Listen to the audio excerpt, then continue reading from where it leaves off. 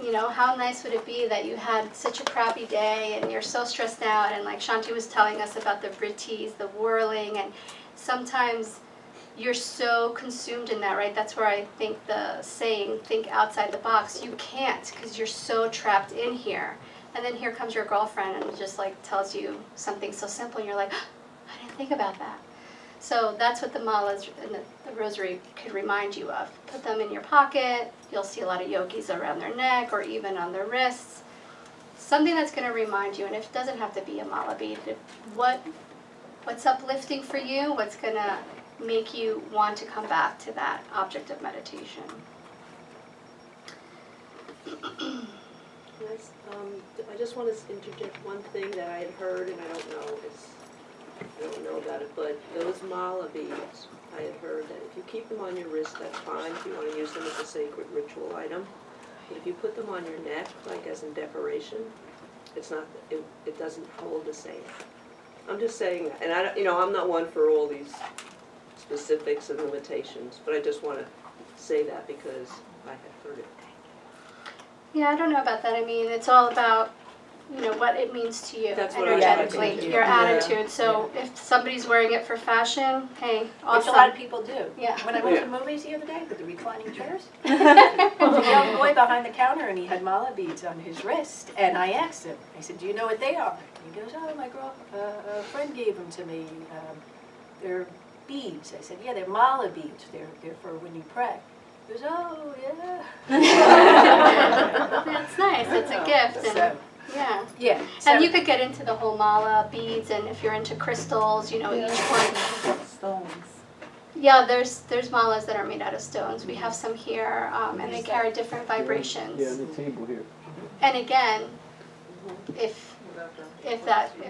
I've done crystal workshops, and my girlfriend would be like, what are you drawn to? And I'm like, the color pink, you know, like, again, and maybe I'll one day wake up to that energy, but yeah, it's your intention.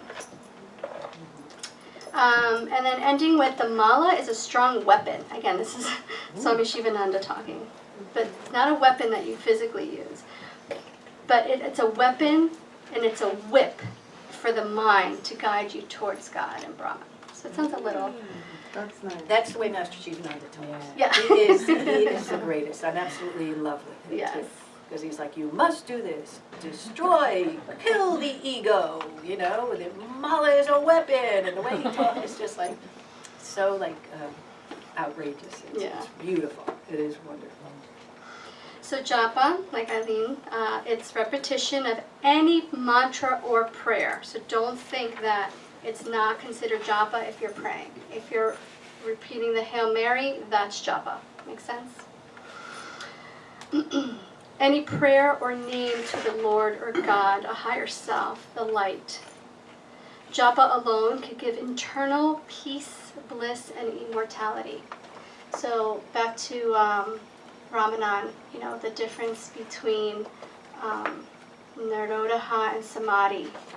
So your japa practice could lead you, it is going to lead you into Nirodha until you can finally absorb yourself in that, and then eventually you let that go to enter into Nirodha.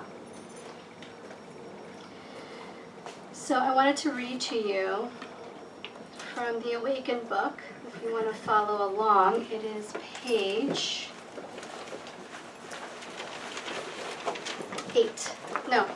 15, I'm sorry. Probably 8 in the back. Yeah. So again, this is also making me think of Ramanan's question earlier. So this is choosing an object of meditation, second paragraph. There's a young fox who was infested with fleas. Try as he might, he could not get rid of them. It was intense and itchy, and he had no relief. He felt that he would lose his mind. One day, a wise old fox came his way.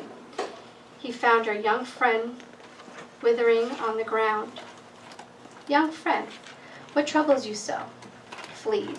I'm infested with them. I can't sleep, I can't rest, nothing. Well, son, I think I could help you, but you need to do exactly as I say. I'm at my wit's end. I'll do whatever you say. Fine. Take the stick and put it in your mouth. Now walk over to the edge of the pond slowly. Walk into the water, but only until the water reaches your ankles. The young fox did just as the old fox suggested, although he couldn't imagine what all this had to do with his plate. Okay, son, now slowly walk a little deeper, but just up to your knees. The old fox continued, with his instructions gradually guiding the younger one deeper into the pond. Finally, when his snout, eyes, and stick were above water, he could see all the fleas, to avoid the water, had gathered to his snout. Now the old fox's instructions were beginning to make sense. So, go a little deeper until only your nose are above the surface. Good. Now take a deep breath and duck underneath so only the stick is above the surface. The young fox saw that all the fleas were now on the stick, and the last instruction was obvious and welcome. Okay, now let go of the stick. So we use our object of meditation to bring us deep within. But eventually you're going to have to let that go too. So a lot of times students will ask, can I do my mantra during Shavasana? Can I do my mantra here? Yes, do your mantra, do your repetition, do your prayer when you're in your car, when you're in traffic, when you're in class, when you're working, to just keep bringing you to that focus. And then you'll see that by itself, it'll start to let go and you'll start to grab it back, just like in your meditation. But it becomes a daily meditation, a walking meditation, living yoga through meditation. The more energy you put into your mantra, your prayer, yogic meditation, the more you're going to get out of it. I think that was great. Guruji used to say, used to have us repeating our mantra all day long. Every time you touch a doorknob, or every time you hear a bell ring, or the clock chime or something like that, it's a reminder. And saying the mantra again and again helps not only for you to have that dating relationship that you should have with it, but also the idea of adding energy to it, and the mantra itself becoming known to you. It starts to reveal itself. It's very detailed. I'll give you one example. The mantra can soothe you when you're agitated. It can uplift you when you're feeling low. It can, bring you peace. It can energize you. It's anything that you need, because a mantra is a sound vibration, so it's a living, energetic sound vibration. So the more you work with the mantra, the more it works with you. Okay, one quick story. Swami Karunananda Ji from Yogaville. He is very dear soul sister to Guruji. So we always go to the ashram to retreat in Yogaville. It's in West Virginia, and it's really, really nice. Swami Karunananda wrote in an article that she was walking around Yogaville. She was taking an early evening walk, and then there's wild dogs that are known to be around the property, so she had her hands folded in front of her, and she heard the dogs coming, and she was repeating her mantra. The dogs came up and tried to bite her hands, and there were no wounds in her hands. The mantra was protecting her from the dogs. Now this is like years, this is a Swami, this is a dedicated person who has, developed her life towards it, but that's the power of mantra, the power to protect, and it's amazing, amazing story. So go ahead, sorry. No, it's good. I think we're good. I think we could. Oh, I wrapped it up. Yeah, you wrapped it up with the story. It's perfect. Any questions on mantra, japa, distracting thoughts? The point of your object of meditation is to serve you as a tool. That makes sense, right? From your distracting thoughts. You want to pick that one thing. Again, like it starts with that you like it and it's uplifting. We touched on that when you're creating your space at home. You know, what are you drawn to? If it's Ganesh, if it's Mother Mary, if it's Guruji, put pictures up there. Everything that you start to create in your relationship with yourself, and you start dating yourself, you know, you start to really get to know who you are. When I said earlier when we were going through the Yoga Sutras, and Patanjali is basically saying everything you know is not true. It's you've been created with other people's opinions, with other people's inputs. You know, you may like rice and beans because that's all you were fed growing up, and therefore, and then you start to taste other foods and you're like, oh, I like this too, you know, but you never had the opportunity to have that because of your upbringing or whatever. That's what's basically happening here, that you're wiping that all away and asking yourself who you really are and what your likes and dislikes and what moves you, what brings tranquility. And it could be having your eyes open and having a gazing meditation versus keeping your eyes closed and practicing that sense withdrawal.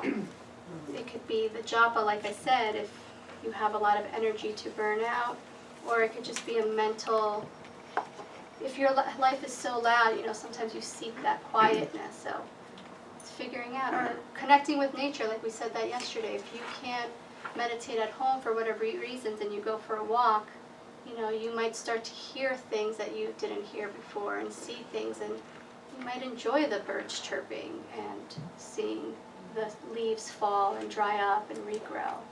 You'll learn things about yourself that you didn't have time for because you were just so wrapped up in that whirling. When we were talking about the vrittis, it reminds me of when you're in the carnival, remember, and those things would suck you to the wall because it's spinning so fast. And then if you could just visualize that and then just look directly at the person and forget all of that spinning, it would bring some kind of steadiness to you. But when you're trying to like lift your head, did you ever try to do that? And it Go like whip upside you down, back? that's the best. Yes, and you would go, all that stuff would make me nauseous, but if I just found myself perfectly still, then you start to really go deeper within. I haven't thought about that, but yeah, I know exactly what you're talking about. Yeah. Is that an analogy? Yeah. Excuse Do you have a question? Yeah, because everybody's meditation is personal. Like, you know, whether you do your mantra, your visual. Uh-huh. When you're meditating and your mind tends to wander, you go back to your, you know, you try to stay on your mantra. When you're meditating and you hit that zone, when you're out of that, you're not in your mantra. And you're in that zone where you really are. At some Connecting. point, the mantra drops. That's what I just want to make sure, because it doesn't really in the book specify Right. that, and that's what I just want to make sure that that's, It does. At some point, the mantra drops, and something higher takes over. That's what I'm saying, when you're in the zone. And you can be in that complete silence, you know, without anything, until the mind begins to wander. to wander, and then you go back. Then you go back to your Perfect, mantra. okay. That's where I was a little bit lost. I was reading this, like, have I been not doing this right all these years? Okay, thank you. No, Okay. There is a point where the Okay. mantra gets quiet. I just wanted to add, yeah, before you go into lineage, Guruji has mentioned when you get into that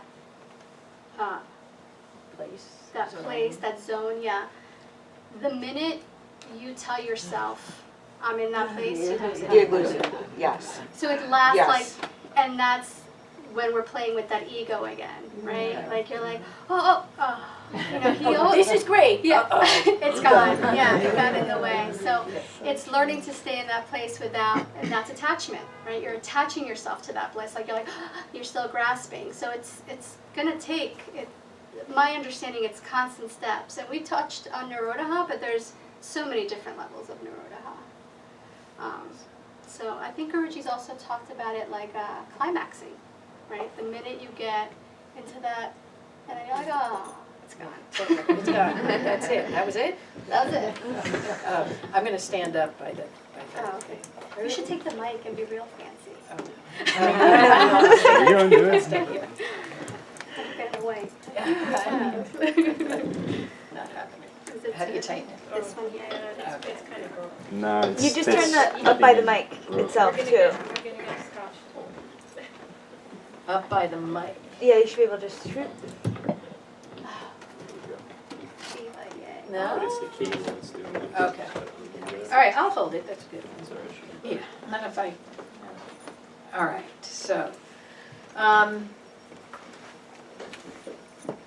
different techniques we're talking about. Choosing an object meditation, we had japa, mantra, breath. So now, and prayer, thank you. So I think I'm going, unless I can just point, I'm gonna talk about the yantra and trodic. Trodic meditation is, Smarty over here. Perfect. Hands free. Yay. So trodic meditation is a gazing meditation. So you do it with your eyes open. And you use an object, again, that is uplifting to you. So it's nice to have a yantra to gaze at. You can gaze at the flame of a candle. You can gaze at a holy picture. It's just having that soft gaze. And I'll tell you the way it works. The way it works is that it's called dristi. Most of you should know this word, dristi. It's that soft gaze. It's where you soften the outside of your eyes. It's like if you're looking at someone and you're in love with them. You know, you soften your eyes and you gaze at them. So it's a soft gaze. It kind of takes a surrounding area out of play. And what you would do is you would gaze at the object, just look at it. If something really intrigues you and brings you and pinpoints you down, you go to that. If it's a picture of a person, maybe you start at their hands and you look at the way their hands are folded. And then you go up the arm to way the sleeve, you know, the crooks of the sleeve, and up to the shoulder, and maybe your face, and you're just gazing at them. And what you do is you gaze for as long as your eyes can hold steady. You try not to blink. It's okay if your eyes water. It's okay if your eyes water, but as soon as they get tired, you close your eyes and then you try to hold that image in your mind's eye. So you're gazing with your physical eyes. You're not really looking hard or judging or, taking it apart or anything. You're just looking at it. Whatever it shows to you, that object falls on top of the mind's eye. You close your eyes and you try to hold that image in the third eye area. Now sometimes you'll get like a negative image. Everybody knows what a negative is of a picture. The dark colors are lighter, light colors are darker. Sometimes you only see a little piece of it. Sometimes you see it and it fades and you try to bring it back and it fades again. Or sometimes it could move. Now we talk about the mind shaking, but the inner mind also shakes too. It jumps from around inside. So what you try to do is you just try to anchor it down. And then it'll eventually fade, and when you feel that it's faded, you'll open your eyes again, gaze, really get a distinct, picture of it. When you feel you're ready, you close your eyes and you hold that image in your eyes. And it's that kind of routine or rhythm that you develop. You gaze for a while, close your eyes, open, and then you gaze again, you close, you try to hold it, and you go back and forth. It's sort of like when the mind wanders, then that's when you open it. When you're not holding the image, that's when you open your eyes and you gaze at the image. So that being said, Trodic is just another technique. Some people really, really enjoy it. And again, it wasn't on my top 10 faves, But I've been teaching it for so long, and I've been teaching that class for almost 8, 9 years now. Lakshmi usually subs for me too. She's not in the room right now. So it's another technique. It's another way, to see if you like it. But I know people who have done it, and I seriously gave it the all-out try, and I did enjoy it. But it's, like I said, it's not my favorite. I go back to my favorite. So we're going to take some time, and we're gonna look at this yantra. And I just want to briefly explain the meaning of it, because we said a yantra is a, thank you, nope, I'm good, I'm very skinny. So we said that a yantra is, the mantra is a sound vibration, the yantra is the picture of that sound. So a yantra is a living, energetic thing, okay? So it has this energy to it. So just to explain what this yantra means, all yantras have different meanings. And Guru Dev brought this out of meditation, and he had them, he had his disciples at the time draw it up. So actually, copyright to go to Intuit Yoga Institute, and not Yoga Life Society. I'm done. I did my lawyer thing. I'm free now. No, it is copyrighted by Intuit Yoga, so we have to be very careful how we refer to it and how we mention it.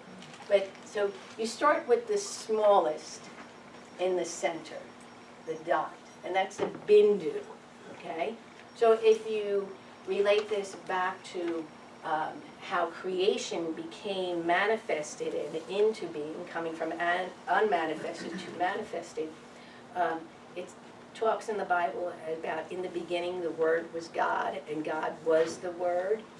Well, the smallest way that you can express a word is with a bindu, the smallest dot. Like, how did it start? How did manifestation become into being? With the smallest dot. And that's the bindu in the middle. Here we put a nice garment there, and it looks really, really beautiful. Then you come to 3 rings around it. The 3 rings represent the 3 gunas, the qualities of nature. Remember we talked about Rajas, Sattva, and Tamas? That's the 3 gunas. So out of manifestation the word comes, and then the qualities of nature begin to develop. And you have two triangles, and so the Star of David. So one triangle representing coming down and one going up. So that can be thought of involution, coming into this world to experience certain things and to evolve back up. Also, it's a good representative of male, female. It's equal on all sides. That's the right way to say it, you know. The bigger triangles create smaller triangles within it, right? So from there, you have the lotus petals that expand out. And the first group of lotus petals, let me just find it here. Could be the principles of the 5 senses, or in the 6th as the mind. But another way to explain it is that the 8 inner petals represent the subtler elements, while the 16 outer petals represent the grosser manifestation. So you're coming into being, you hit the qualities of nature, the male-female aspects, and then the lotus petals expand you out, more the subtle and then the grosser elements of nature. Okay? Yes? The grosser elements of nature? What's it? Can you rephrase that? Grosser elements of nature. Subtle means energetic, right? Grosser would mean more physical qualities of nature. The elements. Hmm? Do you mean the elements? Elements, yeah. I was thinking rain. Yeah, it could be the elements, but it's more grosser. It's more connected to manifestation than as opposed to the subtler ones. So it's like spirit and then material. Yes, yes, you can do spirit and material, yes, that'll work. Then you see the 3 larger circles that surround the lotus leaves, and they indicate how elements further express themselves, like through the 3 worlds. The causal, the astral, the physical, or the physical, spiritual, upper region, or heaven, earth, the highest, whatever you want to interpret that as, the 3 outer circles that that surround the lotus. And then it goes out to expand is that the manifestation is unlimited. There are no limits. So it expands out, and you have these brackets here that kind of, and I love this part because why are the openings here? The openings are here because you can't contain God or manifestation. You know, it's ever expanding, ever moving, ever growing. And it's just a wonderful, wonderful way to think about it, that nothing can be contained. So we start with the word and we expand it out. Now, that's a beautiful explanation, right? Did we know what this yantra meant before this? Just looked pretty. But when you can meditate on an object, the object slowly reveals itself to you, right? And meditating on this and knowing a little bit more about the meaning, the yantra almost appears to come alive when you're meditating on it. And then there is the all faiths, I didn't want to use religion, all faith traditions that surround it, meaning many paths, one truth, but many paths to get to it, okay? Just like we have a center, everybody took different roads to come here today. So there is one truth, but many paths to get to that, and that kind of represents all the religions. I forget, I don't have the back to it.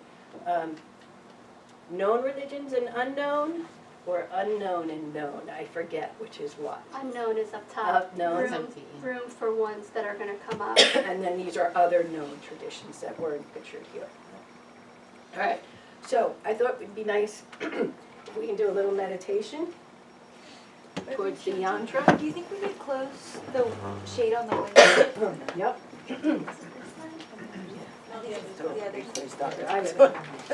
Is it also, do you want it facing at eye level, or does it not matter? You can look up at it, or is it more advantageous to If see it everybody, level? ideally, if everybody was in front of this, that would be a good height. If you're alone, Yeah, perfect, thank you. if you're alone, you can have it eye level, you can have it closer to you. Naturally, being farther away, it's more challenging.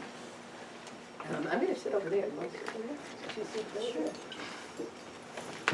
And then if you guys from back there want to move closer, please do. And so what we want to do is we just want to have, I'm going to get a cloth drop. Someone's giving you a blanket. This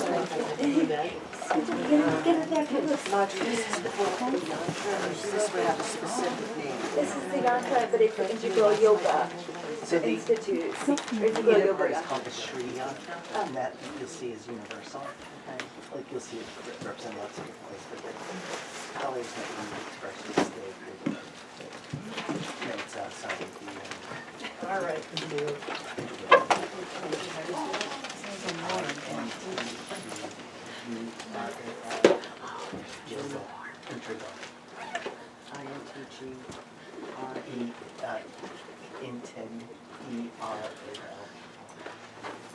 All right, so everybody has a seat? All right, so I'm going to dim the lights a little bit too. So the idea is to focus either, you have your choice, either at the center, the bindu, and refine your vision to one dot, the beginning, or to take in the whole yantra. Or it might shift a little bit, but you just don't want these huge gaps, huge shifting gaps to happen. So come to a comfortable seat, lean forward slightly, widen the sit bones, and then draw back. Align the shoulders over the hips, ears over the shoulders, the crown of the head reaches up.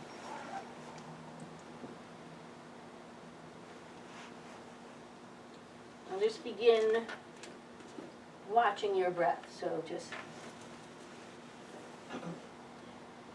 inhaling and exhaling, but resting all of your awareness on the breath. So your eyes are closed to begin with.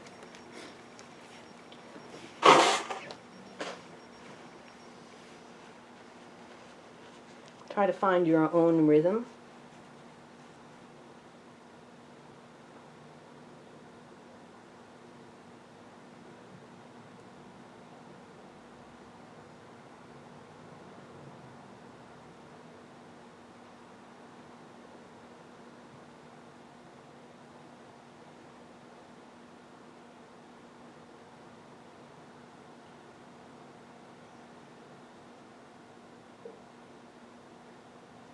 So now notice that the mind is settling down. The breath is not forced and is flowing freely in and freely out.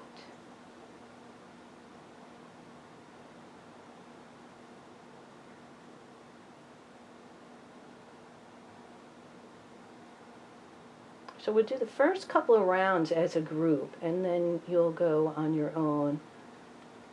So let's all open our eyes now and just softly gaze at the yantra. So letting that image fall upon the mind's eye. And just begin to notice.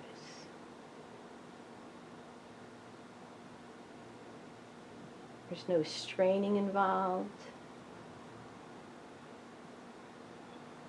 It's quite natural if the eyes tear up a little bit. And then close your eyes and try to hold that image in the mind's eye.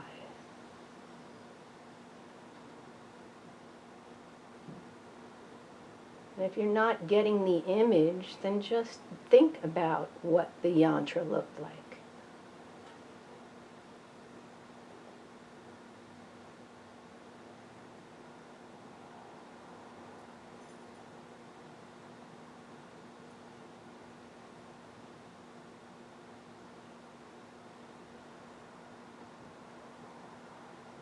And then again, softly opening your eyes.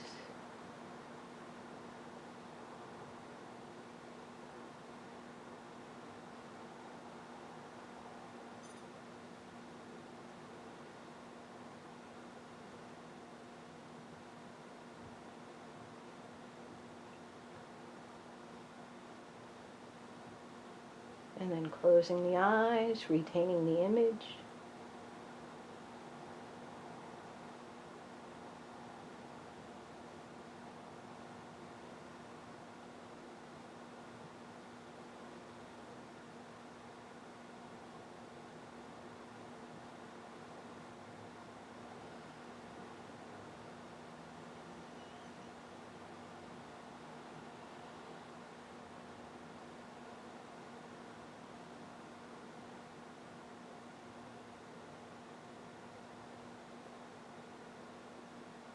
Softly open the eyes and gaze.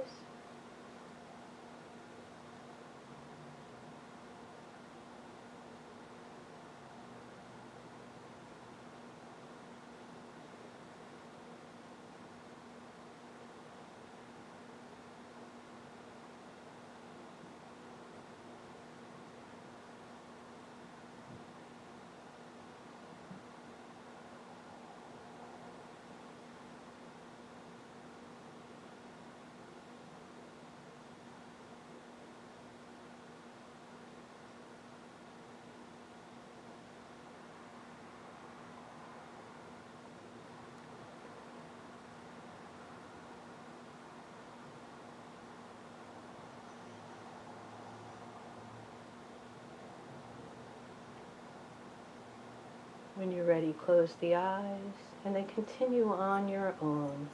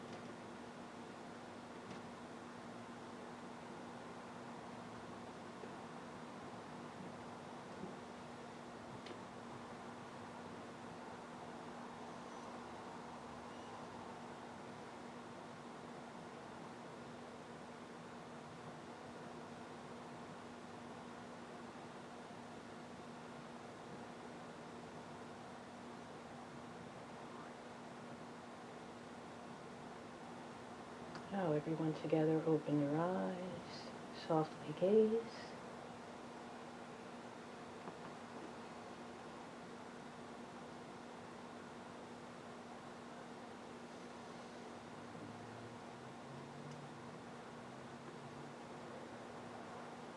Close the eyes, retain the image.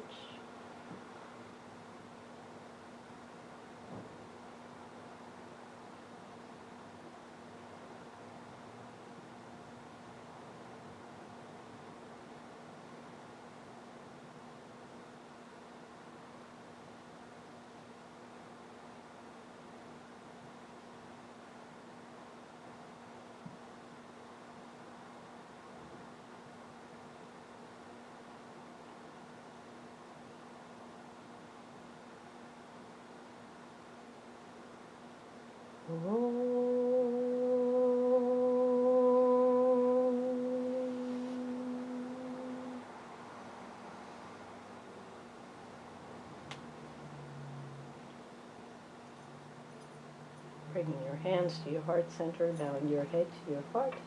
So Om Shanti, peace for yourself. Om Shanti, peace for others. And Om Shanti, peace for the universe. Hari Om Tat Sat. I thank you for sharing practice with me. Slowly open your eyes.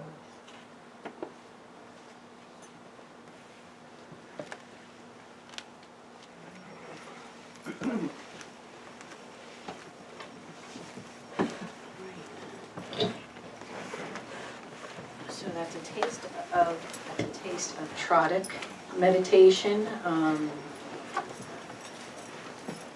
There's also the flame, the candle flame is right below it too, and so I gazed down a few times. You can also do that with a candle flame on your altar too, or a picture.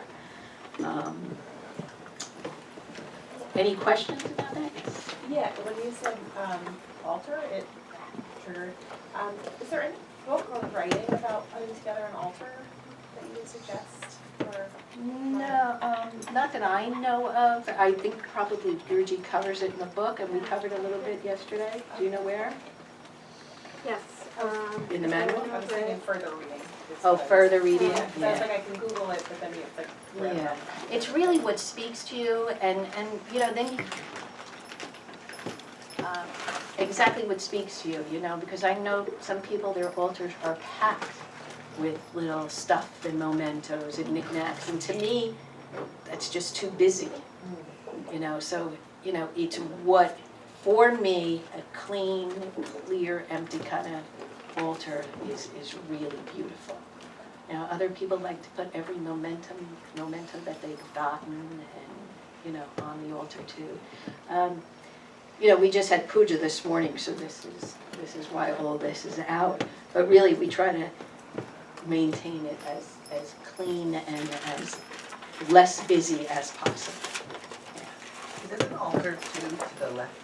Is that like? It began to emerge outward, yes, because it's Sri Patanjali on that pedestal there. I think that was, we gave the stand to the ordination, we didn't give the statue, okay. We gave the stand at Patanjali's on, that's what, we brought that. Anyway, and then that's Jagadambaya, which just represents a combination or culmination of the essence of the female goddesses. And that was kind of drawn between Guruji and Reverend Narni, her husband. God, he owns a graphic business, and he kind of designed that, and it went back and forth a few times.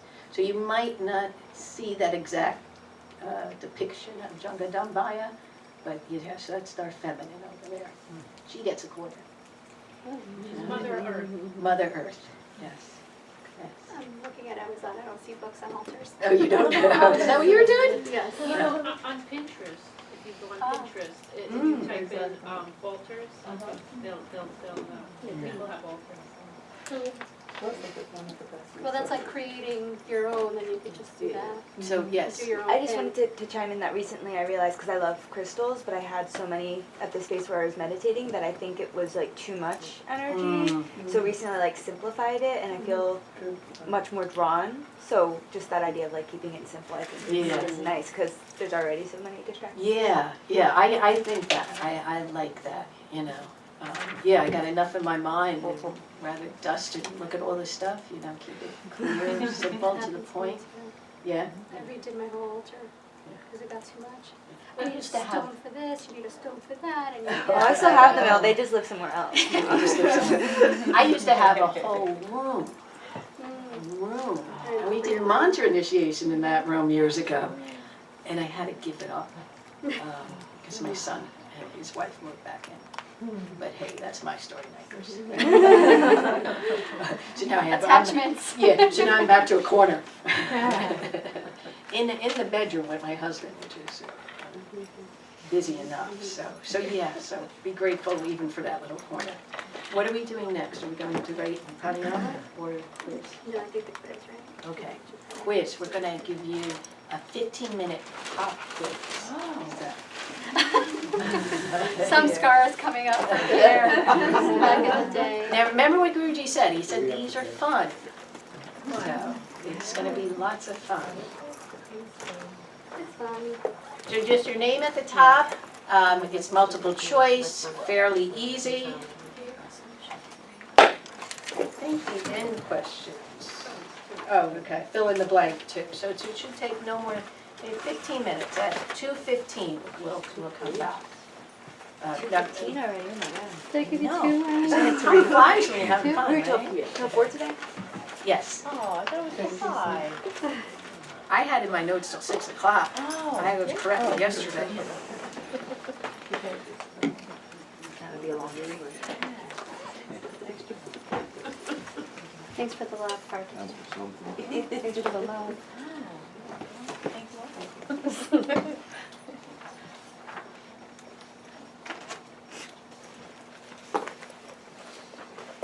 It's multiple choice. Oh.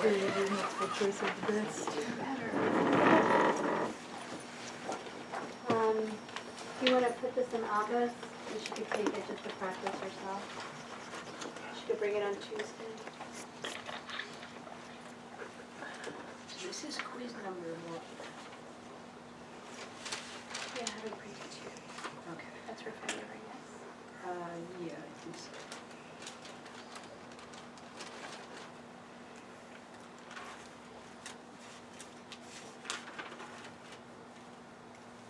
Oh, you took out this part. The idea behind this exam is just from memory, not to refer to your notes. And it's okay. See this? Oh, yeah. Good. Oh, really?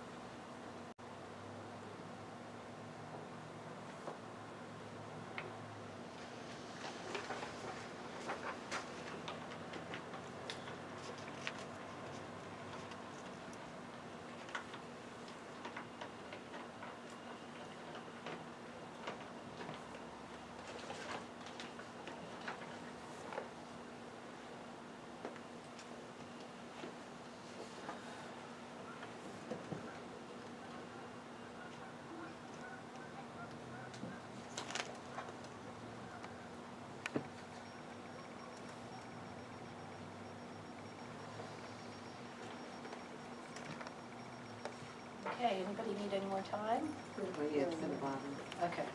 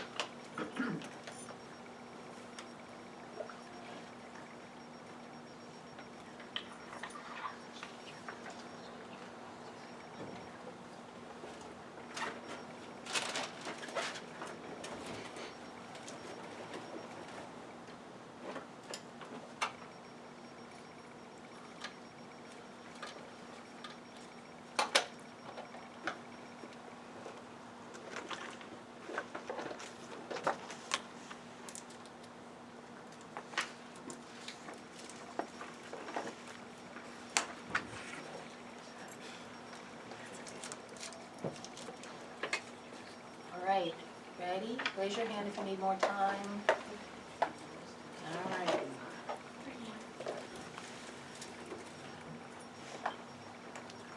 And after that.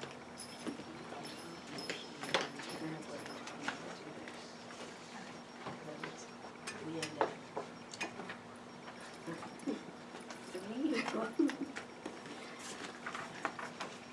All right.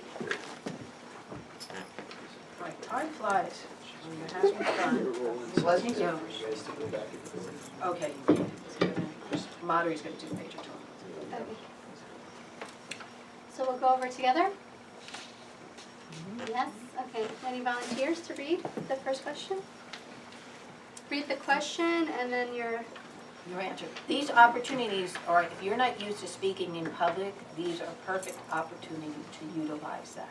Okay, excuse me, I have a thing in my mouth. But it really helps you. The more you talk, the more you know, get used to it, you get more comfortable with it. I took it to yoga teacher training just to deepen my practice. I was not going to teach. There's no way I was going to teach, get up in front of people and talk. And I froze during our training. It wasn't 2 weeks after the training. I was asked to sub at a local studio. And then 4 weeks later, I was asked to take a night. I said no. They said yes. I said no. They won. And you know, and it's like Guruji says it too. He's not a talker, you know, but it just happens. You know, so utilize. Who's going first? Parvati? There are 3 factors that we have recognized as the heart of meditation. They are, and I chose answer C, intention, attention, non-judgmental attitude. Should I read the other ones or not? No, that's okay. Okay. so we're good. Are we at C? See? I haven't heard from you. Sure. Intention can be defined as C, directed inspiration. Good. Okay. Not the path to personal destruction, right? Hey, the Guruji made up all of these quizzes. And he was even sending us new ones that he was thinking of. We'll trick them somehow. You guys are too smart. Debbie, do you want to do 3? The intention begins with a vision that inspires you, okay? Did everybody else get it? Something else? I put B also, yeah. I had AB too. A vision that brings optimism. Would E count? Yes, it's E. Okay. But A is not wrong. If you had A and B separately, you're not wrong. Lakshmi? For intention to deliver its full benefits to us, we need to, there's nothing we need to do, since intention is spontaneous and continues on its own. I had C.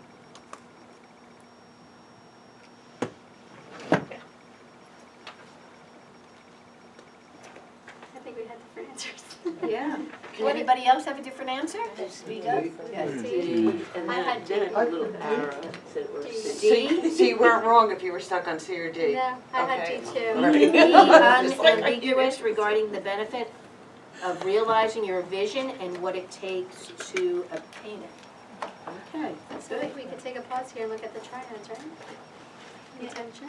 It made me think of how Guruji said when you get distracted, you reaffirm the intention, so like to come back to it. And what threw me off originally is saw unambiguous when I read it as ambiguous. Me too. and I was like, just that gonna doesn't say, I make was sense. I think he also tried to trick us with, Good, I was like, getting an F on that one. C makes sense if you said inspiration instead of intention. Right, You know, but like intention's kinda, it's not on its own. right, like the resolve is Yeah. attached. Yeah. all right, so D it is. All right, next one? Melanie. Putting your intention into practice requires resolve. Yep, A. Rob. Last one. Resolve is an exercise in willpower. Willpower can be defined as A, the ability to take deliberate actions or retrain or refrain from unwanted impulses. Or maybe it's supposed to be restrained. It does say But you retrain. could do retrain. Maybe it's What's a the typo, keyboard but look yes, like? it's F and T correct. are right next to That each made me other. think of you, Carol. I just really like That was your D. question about Yes. Yes. So that was a good one for But there's an you. R in there. So Did we have to anybody have B? refrain. An herbal formula that's helpful for people named Will. That's a good one.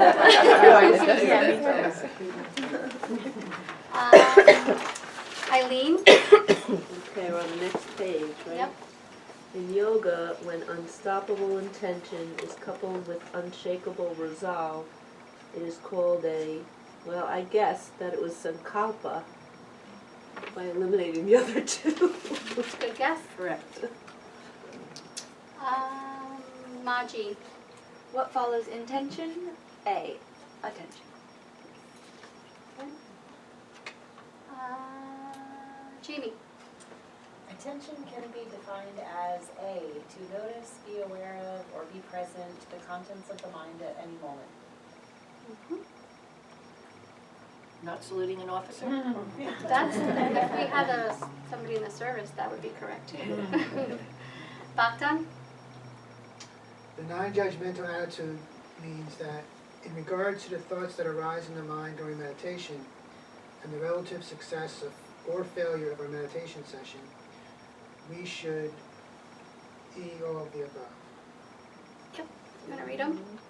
Not judge the thoughts that arise, not suppress what we think are unwanted thoughts, accept anything that happens as part of the process and practice of meditation, simply watch as thoughts arise, develop, and subside.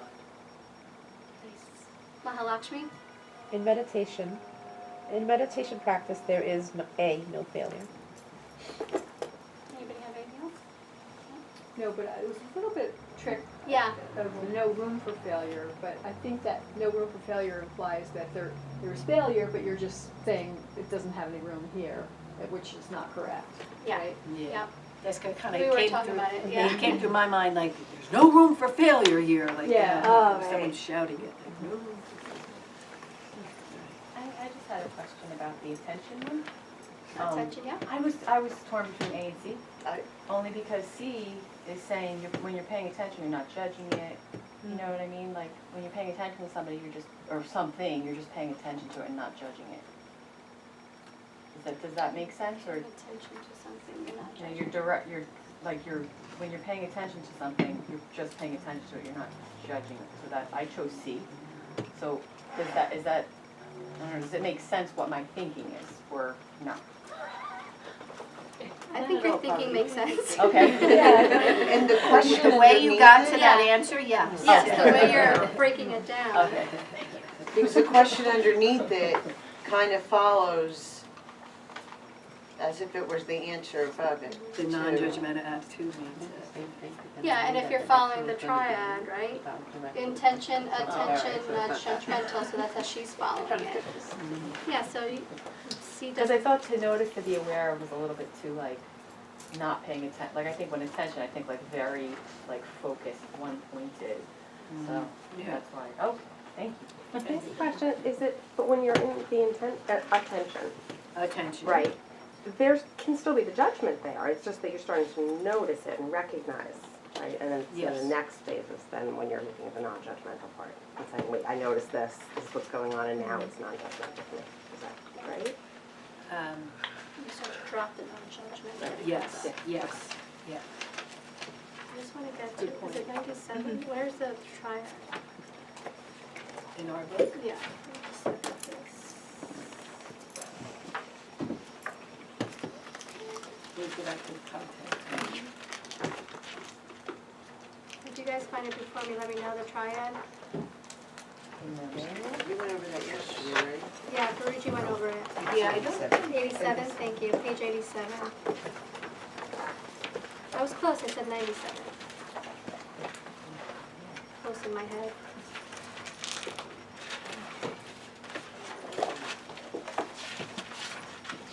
It's just Oh, in the book. Oh, in the book. You Yeah. could do the book. Sorry. When you couldn't look up something? Yeah, I just wanna, what Parvati and Melanie are saying. Page 87, yeah, and Yeah, attention is paying attention, it's a skill, it's passive. And then when the judgmental comes up, that's like the moments of the golden moment. You let go, you just observe, you're not putting too much attention to it, you're just observing. Does that kind of answer both of you? Does that make sense? Yes, no, okay. Yes, Okay. thank you. Last Good, question. move on. Mahalakshmi, if you notice. The end of the question, so. Oh. Fill in the blank. Okay, sorry. If Attention. you find, see, I lost my attention.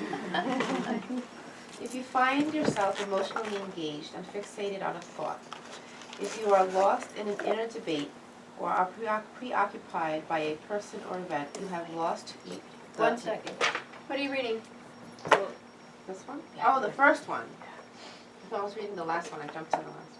Oh, okay, See, I I'm sorry. struggled with that one. Both couldn't find it. Yeah. Okay, if you notice the mind is beginning to wander, but you let it go anyway, it's because you've lost your intention. I have No? something else. Anybody have anything else? I had intention. Intention, yeah. No object of meditation? I thought it was the three factors three though that make up factors. the heart of meditation. Yeah. Oh, I so stuck I'm with the All quiz. three? Okay, Keeping- I was all about my object of meditation. So it's So attention. attention, non-judgmental. It's all three? And it's also focus. Intention. attention. It's hard to distinguish. I think there's one answer. No wrong answer. Through, you know, I could see where it was easy. At first I had, So but then we when I all looked at the agree on next one, intention. Your intention was that the mind would stay First one was focused. iron. When it Second started one. wandering You and let it losing go. its focus, you've lost your intention. Which I And got not your pass. attention. Intention. Intention. for the first one. First Yes. one. If you're noticing, you're still paying attention. Oh, I see. So it can't be attention. No. I see, yeah. Second one? Second one? Shiva.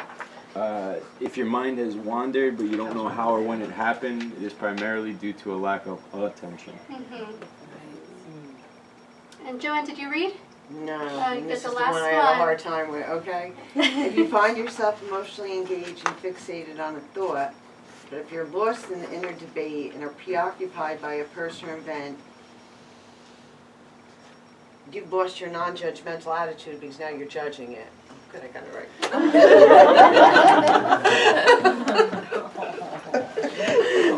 Oh my goodness, I'm so glad you got it right. That's what the mind wants to be right. The A-type personality coming out.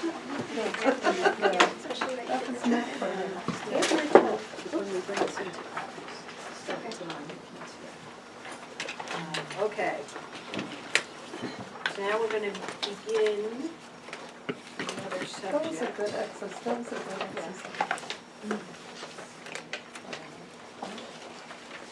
We're gonna talk about pranayama. And let me see, where is it in your books and stuff? It's page 16 in your manual. And I don't have it marked where it is in your book, but that's easy enough to find. Pranayama is so big, it's so huge. It's like trying to do the Sweet 16 in an hour and a half. I'm going to try to do it again. I'm going to give you some of the really basic stuff, but some of the, 47. 47 in the book, right? In the Awakening. Yes. I got this for you one day. Let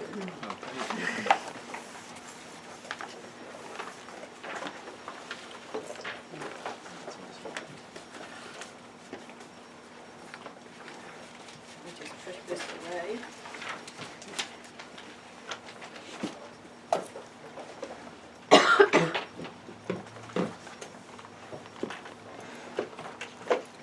So pranayama starts with, is one of the most important practices in yoga. Okay.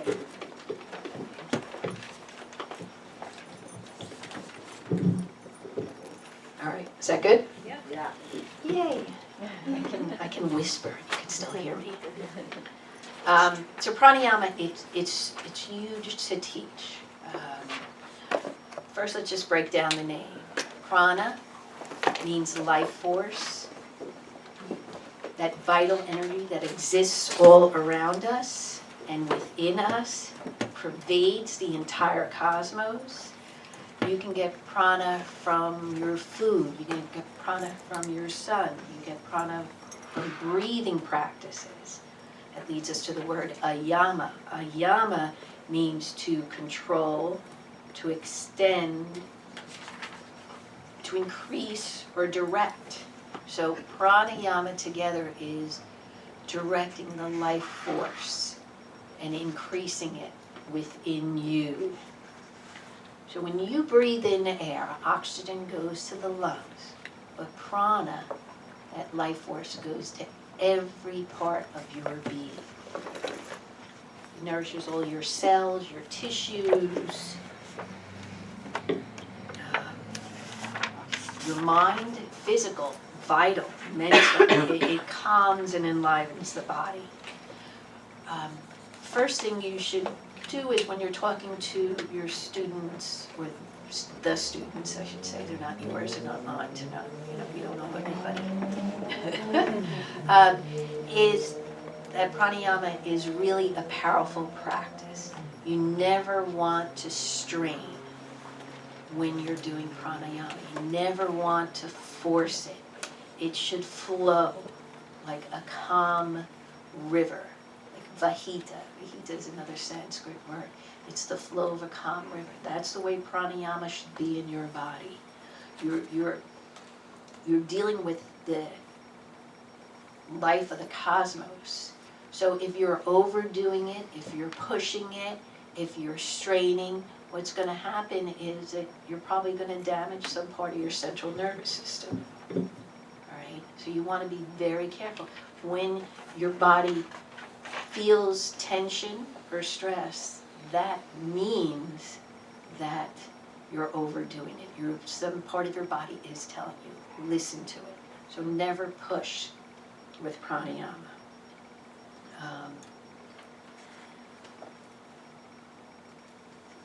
Prana is the life force or vital force that is everywhere in creation. This is just some quotes from Guruji. All forms of energy are simply different expressions of prana. I love that. All forms of energy are just different expressions of prana.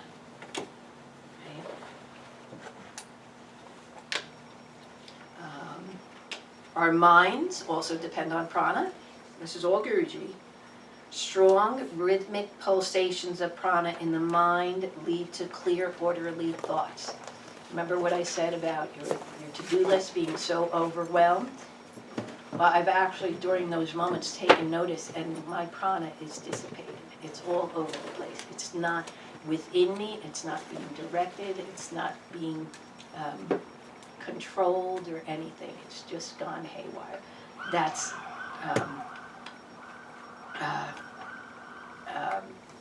so strong rhythmic pulsations lead to orderly thought.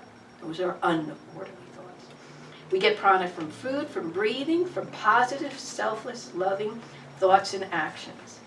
Selfish, anxiety-ridden thoughts rob us of prana. You ever have an argument with your mate, or your child, or your sibling, whatever? Aren't you exhausted afterwards? How much prana you've expended to be right, to be, correct, and I'm going to tell you, and I'm going to have last word. It just drains you. Don't do that. In the Yoga Sutras, there are several spots where Patanjali talks about prana, but there are two most well known is in Book 2, verse 52 and 53. Patanjali is giving instruction. Let me just go to that. 250. Patanjali is given instruction. I think on meditation he's talking about. I want to be sure.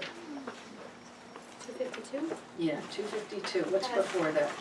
251, there's a fourth kind of pranayama that occurs during the concentration on an internal or external object. Sri Patanjali doesn't provide details on what the fourth type of prana might be, though it's most likely refers to a natural, effortless state of breath, suspension that occurs during deep meditation called Kaivala Kumbhaka, yeah.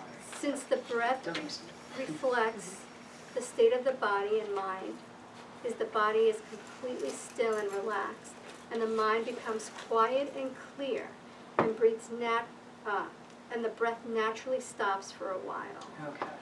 So he's talking about pranayama leading up to it, and he says, as its results, the veil of the inner light is destroyed.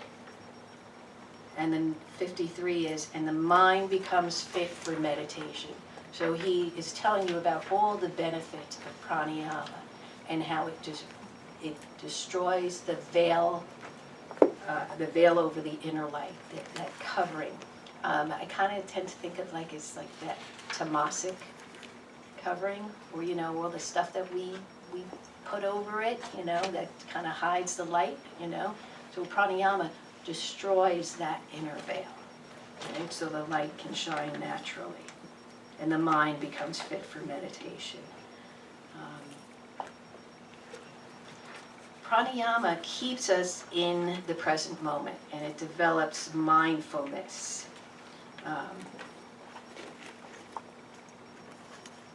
I think it's all safe to say that how about this question?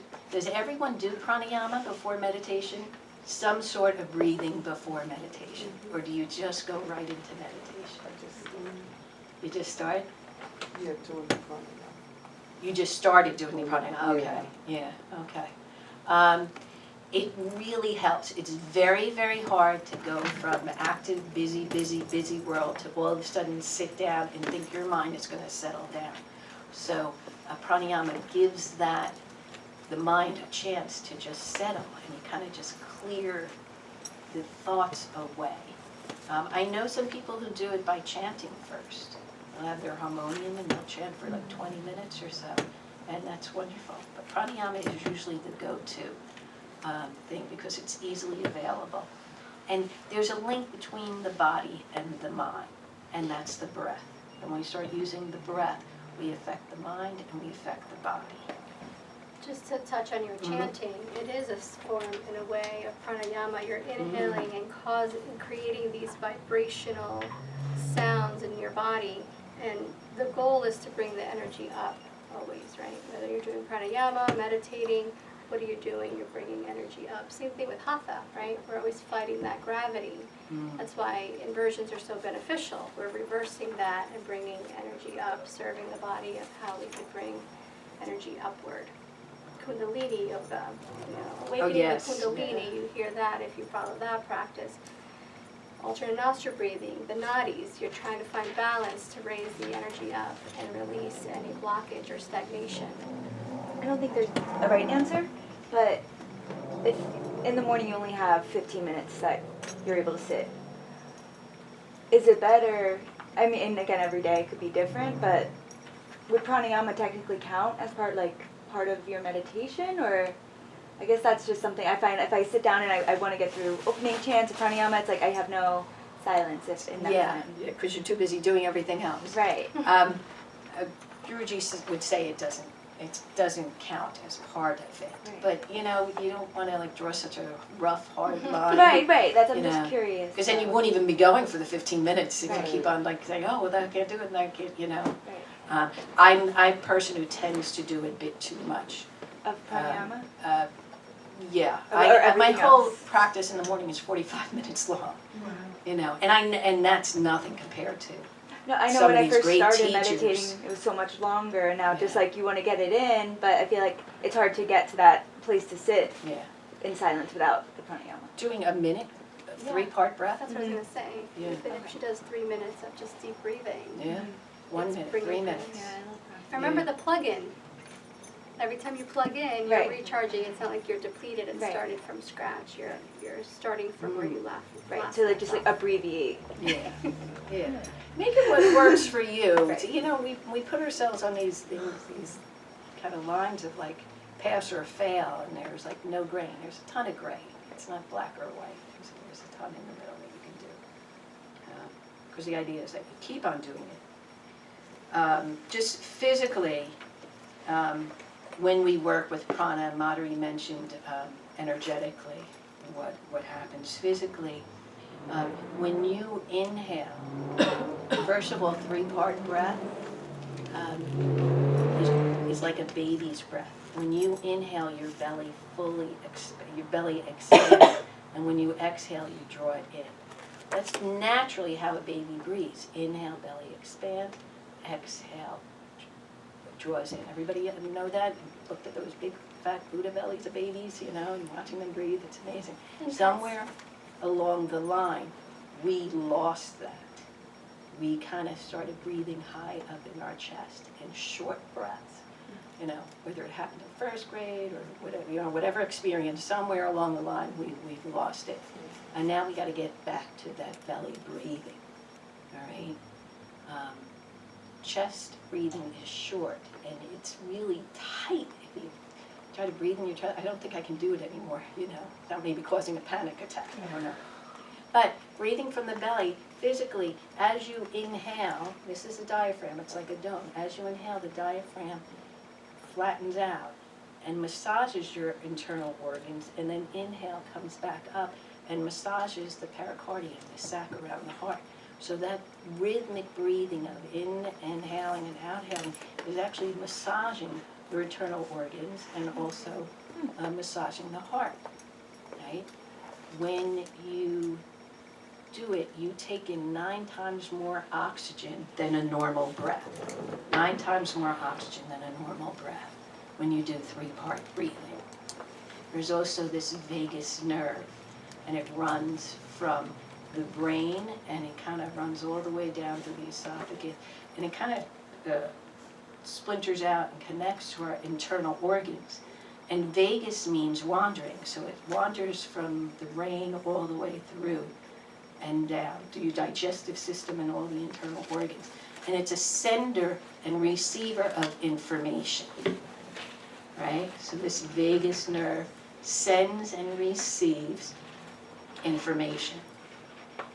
So when I get overwhelmed by my to-do list, what is actually happening is I'm reading the to-do list, I'm making it bigger and bigger in my mind, and I'm sending all these overwhelming thoughts to my internal organs, like, we have so much to do, we can't handle this, so this is all too much. And then the organs kind of just have their reaction from my sending them that information, and then they send the brain back another wave of panic. And so there's this overwhelmingness that goes back and forth through my thinking.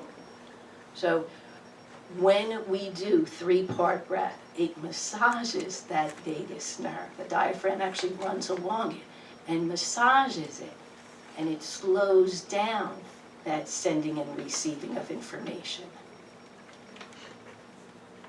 Called it the vagus nerve, like Las Vegas? V-A-G-U-S. V-A-G-U-S. I feel like I'm almost like in court. Yes, Your Honor.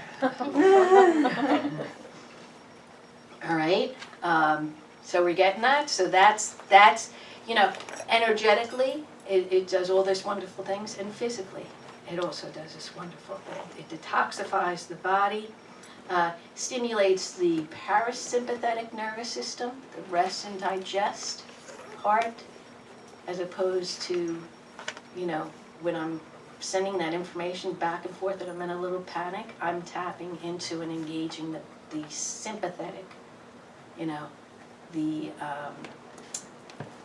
rest and digest. Parasympathetic. Fight and flight. Flight or fright or freeze. Okay. Fight or flight, yes. All right, I forget what I call it. I think, so it calms the central nervous system, all right, the rest and digest. The fight or flight, the sympathetic nervous system has been given a bad rap. And when you think about it, is we need both parts equally balanced. That's the object of alternate nostril breathing. Left nostril connects to the right side of the brain, right nostril connects, it's a crisscross that comes here. It's actually the nerve endings of the nostrils that connect and enlighten, activate both sides of the brain. So we try to have that in balance, because when you're always going, you're living in that active part, that fight or flight part. I don't even like that. What can I call it? I would call it something different. You call it fight or flight? Sympathetic? It's that, Yeah, sympathetic. the adrenaline, it makes the adrenaline go. The adrenals, yeah. Out. Yeah, yeah. It So does, the yeah. stress. Yeah, but you know what? You need that part. You need that part to be active, to figure out, you know, problems or computers. When you're on the computer, when you're working, you are in the sympathetic nervous system. The problem is that we stay there all the time, and we don't know how to get out of it, right? So breathing practices bring us to the parasympathetic, to the rest and digest. Think of it this way. So that's why I say that it gets a bad rap, but you need your sympathetic nervous system to Well, operate. it's like a faucet, right? You turn it Yeah. on and you turn it off, and your body does that. But because we live in this hectic world, it's like leaving the faucet on and it's constantly running. Right, It's right. So when we talk about times of meditating and taking time out to retreat, to nurture yourself, every time you meditate, you build on the parasympathetic nervous system. You build on the rest and digest. It's like depositing money, and you get to know how it feels, and you're building up your bank account. Okay? So then when you do need to spend time in the sympathetic, it kind of borrows over from the parasympathetic. All right? You're getting that? So you're not depleting. You're not fully doing one all the way down, and you're not in la-la land either, and not, you know, dealing with real life. There's those people too, right? Yeah. They are. I know a few of them. They're just like, la, la, la. So neither one is good or bad. It's just that the meditation, the time you take to retreat, take out time for yourself to rebuild and nourish yourself, also nourishes your central nervous system. And it makes you a better person, because then you can go longer in times of challenge. Right? You have a lot to draw on. Does that make sense for everybody? Good. All right. So before we really get down to doing some practices,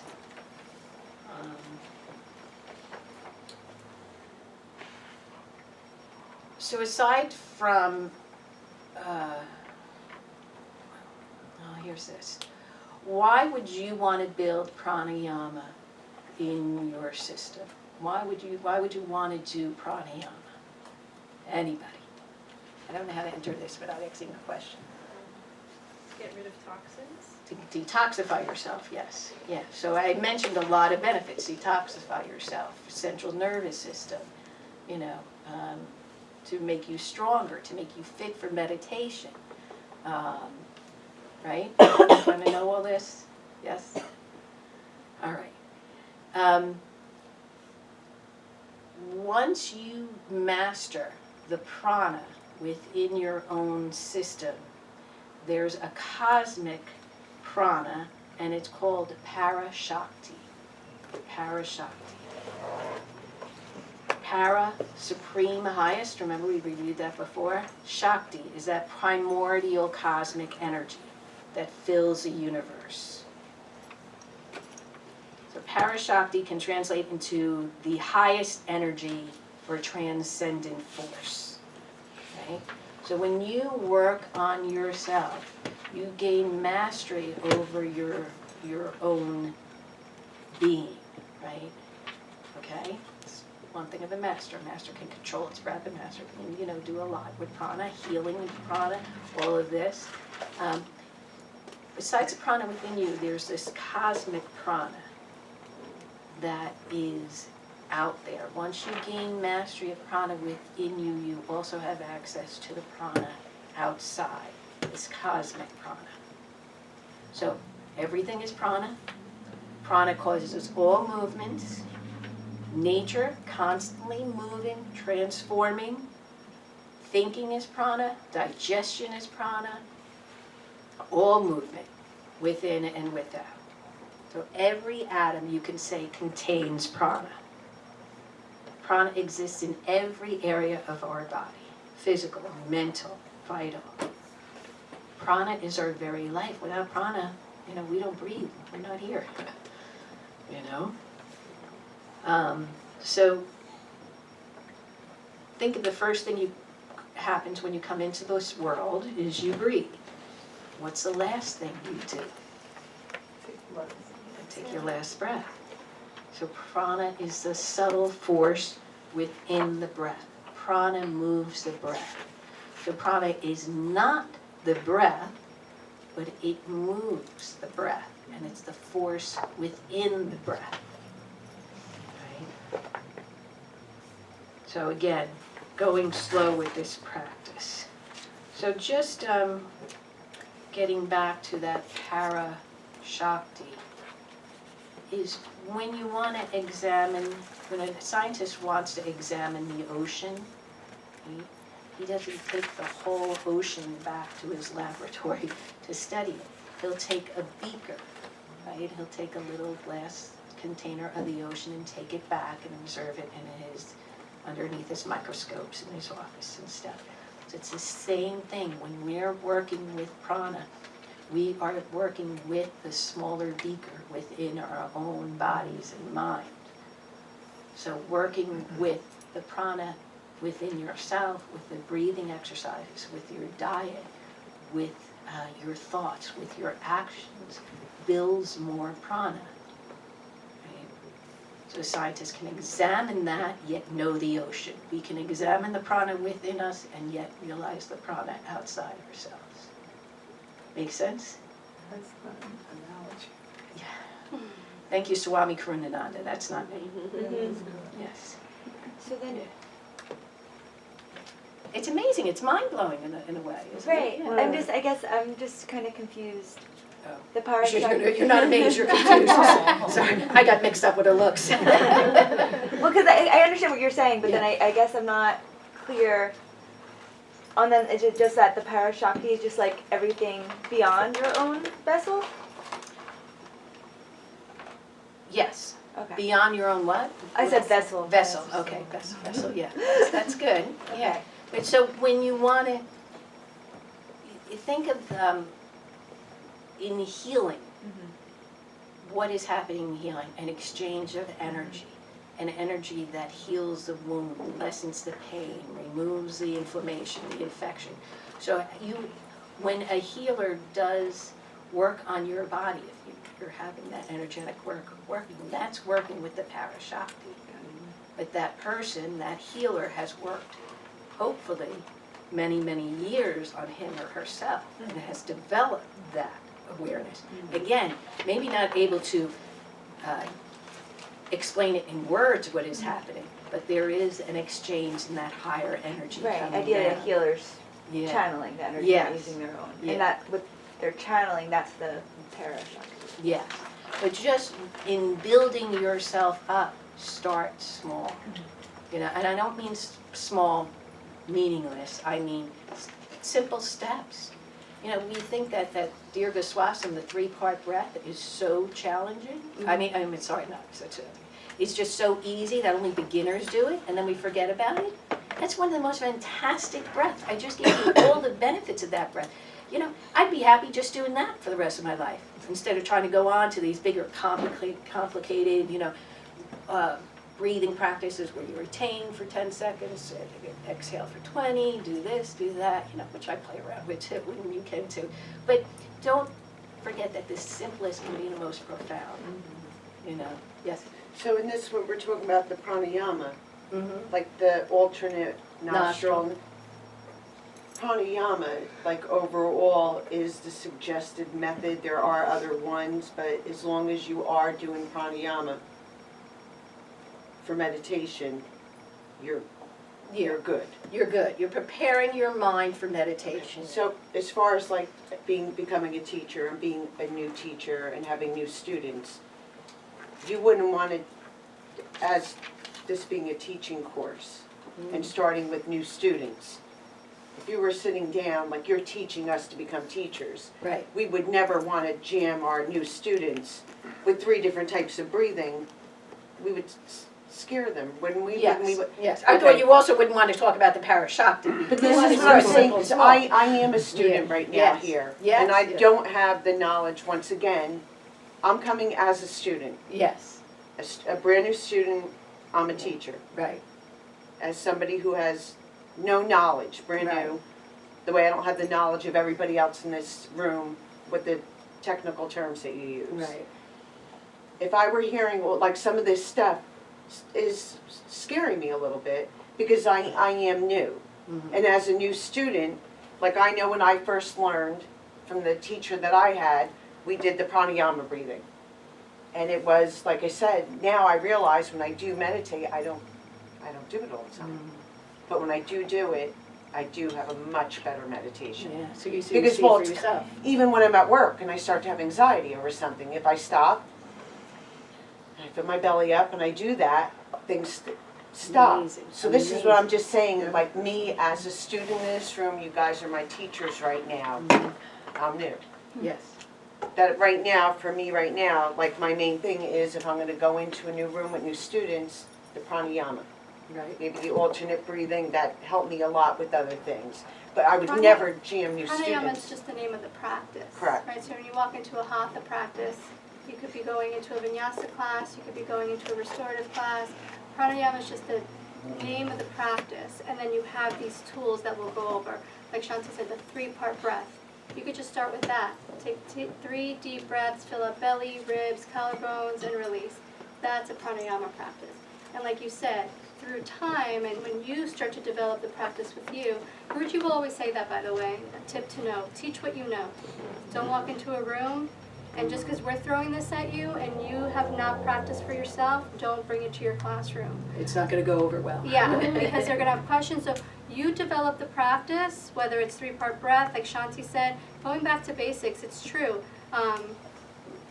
If you think about 3-part breathing, and I say inhale into the collarbones, do you guys feel it all the way to the end of your collarbones?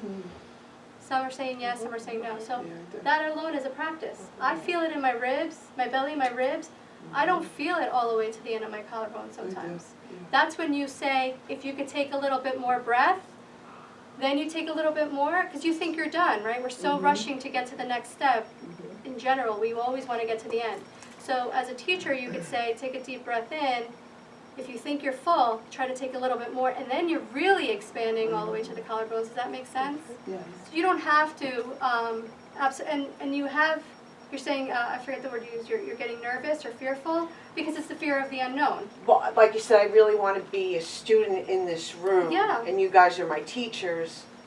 So it's just Because like fear I'm of the saying, unknown. it is, when I go to teach, I know what my teacher Teach what taught you me, know. and she never covered these other things. Yeah, so it's just opening a new avenue And for there, you. there is so much to learn. I have.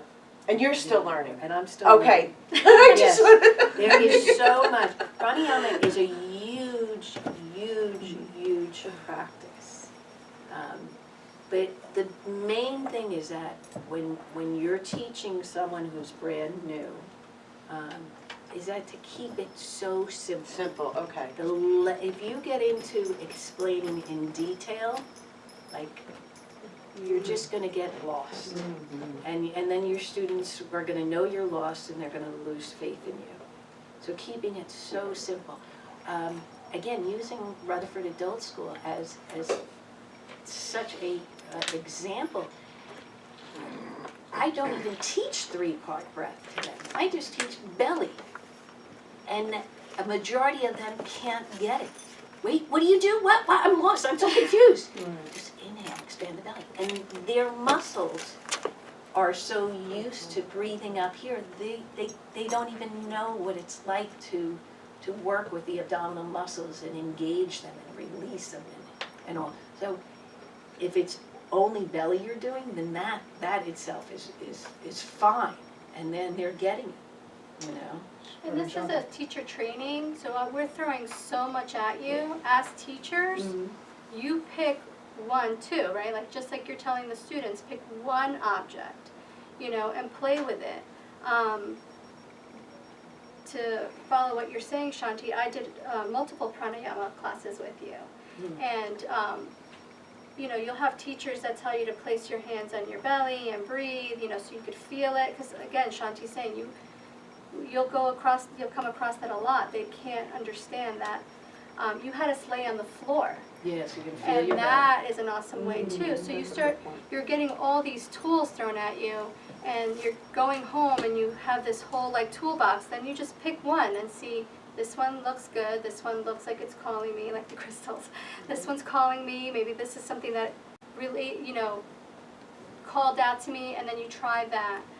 In Guruji's book, it tells you to give yourself, whether it's an object of meditation, or we could use this for your pranayama practice, pick one and stick with it for at least a week or two before you let it go. Don't be so quick to drop, because like Guruji said, what's the goal here? You want to go deep, right? We're going to throw a lot of things at you. Pick one and go deep and see what works for you.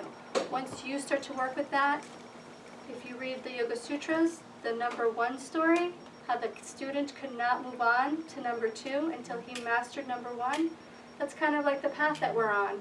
You know, master something before you could start to introduce it to your students. If that makes sense. Yeah, I had that written down to read, the number 1 story. That's a good one. Yeah. And one thing about pranayama too that I don't know if you mentioned, or maybe I'm jumping ahead, alkalizes the body. We're constantly very acidic, and especially the diet. If you don't have a, I like to say Marga Bandhu or Shanti diet or Guruji diet, lots of greens. That's what alkalizes the body. Pranayama helps you alkaline the body to find that balance. We're always looking for balance. So it's just, I think, natural to be more acidic. So it's our job to find the alkalinity. And through pranayama, that helps with that balance. Good, thank you. Thoughts are composed of prana. Swami Vivekananda. Thoughts are composed of prana. So everything's prana. We use the breath to gain control or regulate the prana within our subtle system. Right?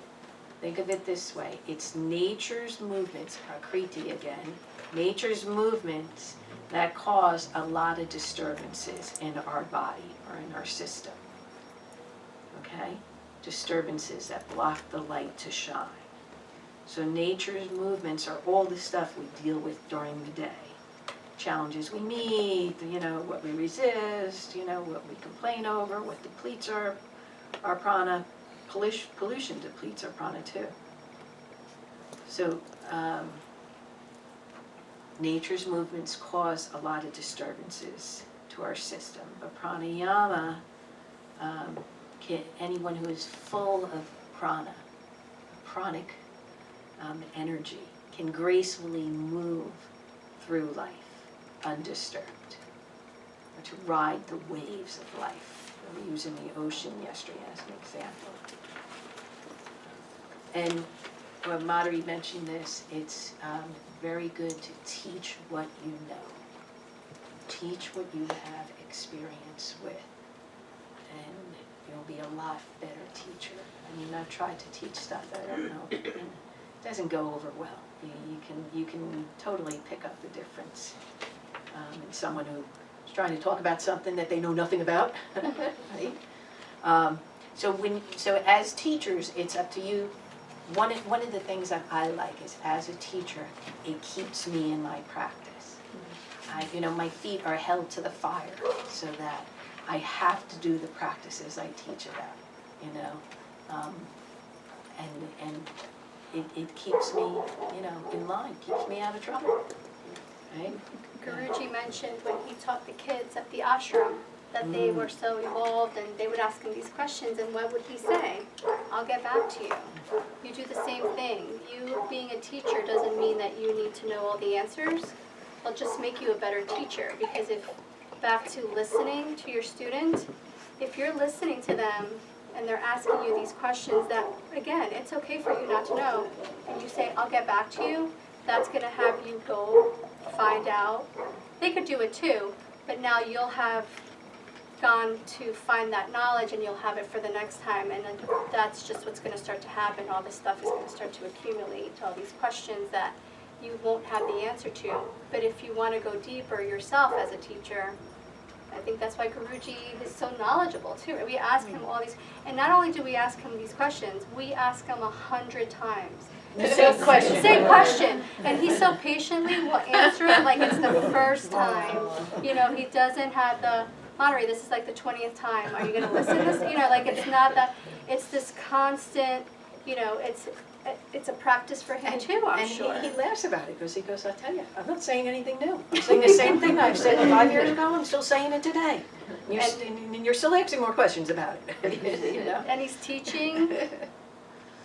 teachings from 5,000 years ago. Yes, Nothing's changed. Yeah, It's just, yeah. you're just, like Patanjali, you just keep bringing the same truth, authenticity forward. And stick with that. Don't try to change it, because it's clearly been working for thousands of years. Can I just tack on? I was teaching a lot of classes. I was teaching 6 classes a week over the summer, and then you get you start feeling like you got to mix it up for the sake of your students, but these practices work. You can do something that's pretty the same and it's going to be fine, I think that happens to all of us.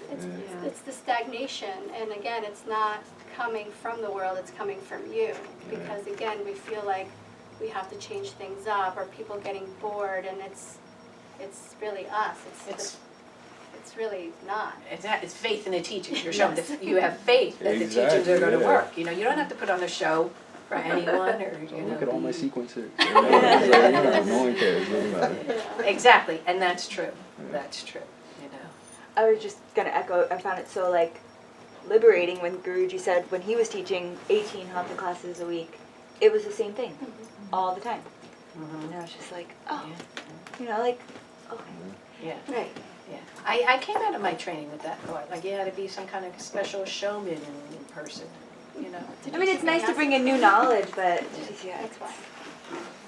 and it's fun to take those classes sometimes that are yes, the sequences, but it just doesn't. It feels so natural to go back to the basics. go back to the basics.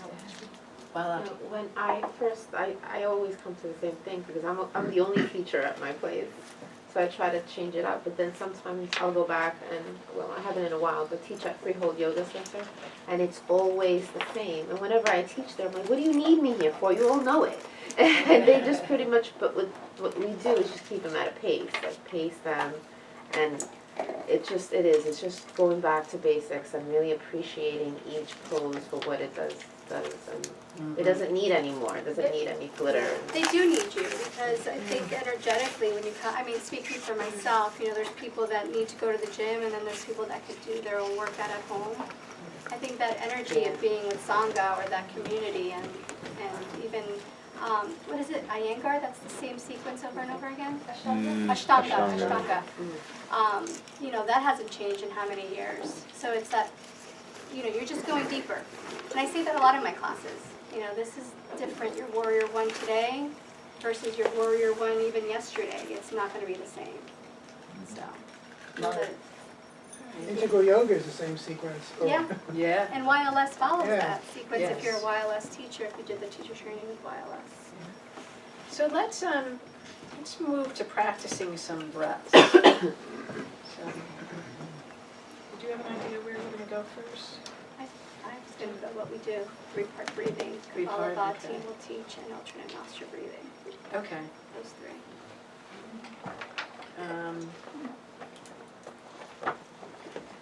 I keep turning to the same picture. Guru Dev. Yeah, and Yes.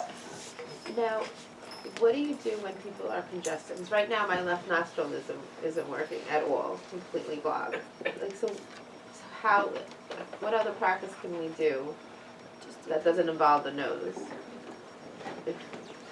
Especially in this time when so many people are. Well, you need the nose to breathe. Well, I only have one nostril right now. I would just do left and exhale through the mouth, Yeah. no forcing. Yeah, I would picture something lighter to do with that. You know, in and out through the left, or in through the left, out through the mouth. Or sittily, that's like, but if you're teaching the like whole that one. class, like 3-part breath, then you know, if you have a cold, just, you would say do the best you can, you know. Or you can turn to the chapter of Guru Dev who's doing the neti pot and cleaning that. You use it? You know, I used to do neti pot all the time. Me too, when I was doing No, I own energetics. one, but I haven't used it yet. All right, so let's start all standing up. Okay, take a stretch. Just stand up, take a stretch, 5 minutes break. We got an hour to go. We can do it. Hang in there.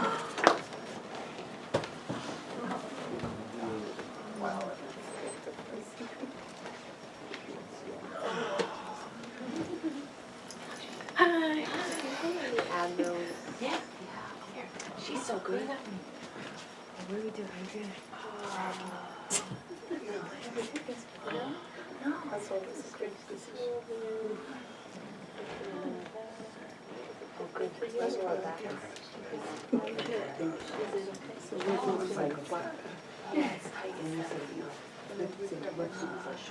Over and over again, over and over again. Because it takes repetition to jump it, right? It's like, and he might be answering me, and I probably have to look around to understand and accept his answer. When I got Or here, I have to go through more experiences. That doesn't work for me. Oh, really? My liver's like, nope. That will happen, and then I might stress to the point that I have to let it go, and then. Oh, no, I will, it's just like, no. I mean, cause I know my thing's yeah, after 3 weeks, I was like, I wasn't present. It's like, you said about all these things, I don't know.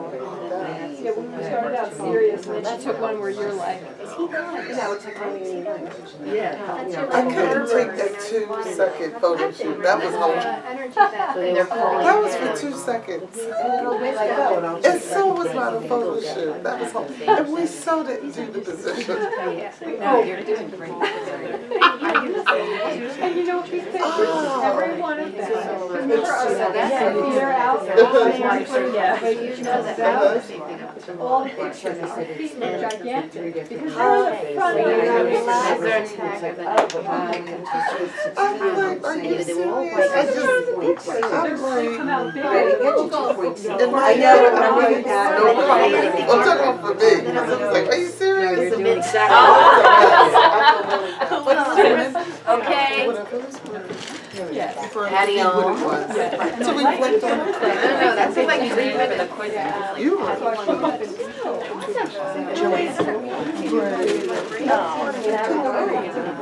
If I can find it. Maybe they meant This is 24. Yeah. Should I have it? Oh, when is it? What did that bring? I gotta do this. Okay, Patty on. Let's take a seat. All right, so now we're going to practice. And again, if you're feeling strained or uncomfortable with any of these practices, just let it go. The object is not to see who goes the deepest or the most profound. It's just to enjoy the moment, okay? So just watch your body, watch your breath. If you need to, just let go, take normal inhales, exhales, and just relax. So everything's in your book. I have an older version, you guys have a more updated one. So Dirga Swasam, that's Sanskrit, or you could just say 3-part breath, or here it's yogic deep breathing. It's on page 33 in the newer books. So Shanti explained, the belly breath, the diaphragm. I threw in there, she said babies and dogs. You guys don't have dogs. Pets. I'm sorry to the animal community. They're so in the present, right? Children and animals, they're right there. So it's us that do the chest breathing. So I'll read the first sentence. Incorporates all 3 levels of breathing from the diaphragm through the chest. I use the ribs. And to the clavicles, or the collarbones. So that's what we were saying earlier. So we're going to try. I'm going to guide you through it. And I'll give you some tools and you see what works for you and what you could teach your students. So you could just gently place your palms on your diaphragm, like basically making a star by your belly button. And just without forcing, just set your intentions that you're going to send your breath to your belly and not your chest.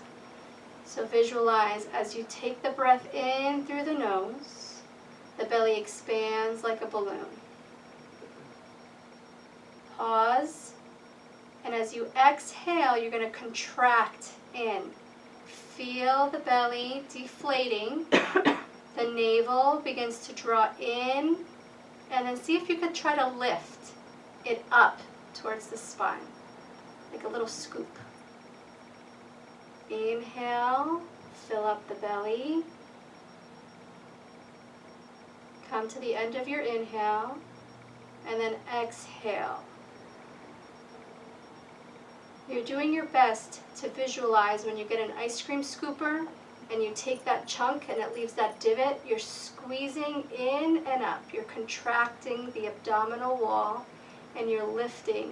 You might have heard the word Mula Bandha. Good. 2 or 3 more breaths here.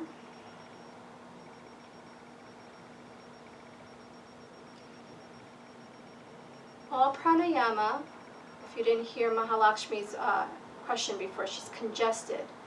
But the reason we do all pranayama through the nose is to strengthen and expand our lung capacity, to create more space.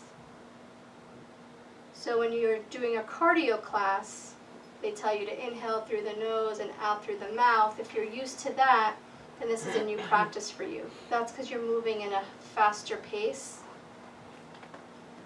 But if you're in class and a student tells you they're congested and they have no choice but to breathe through the mouth, that's okay. Good. Now you can leave one hand there or bring both hands up and see the side of your ribs right below your chest. Good. Exhale all the breath out. Inhale now, once again, fill up the abdomen like you did before, and now expand the chest onto your fingers. As you exhale, the chest contracts inward, and then the navel draws in and up. Inhale, belly, ribs expand. As you exhale, the rib cage draws in, deflating, and so does the navel. In and up. 2 or 3 more breaths, just like that.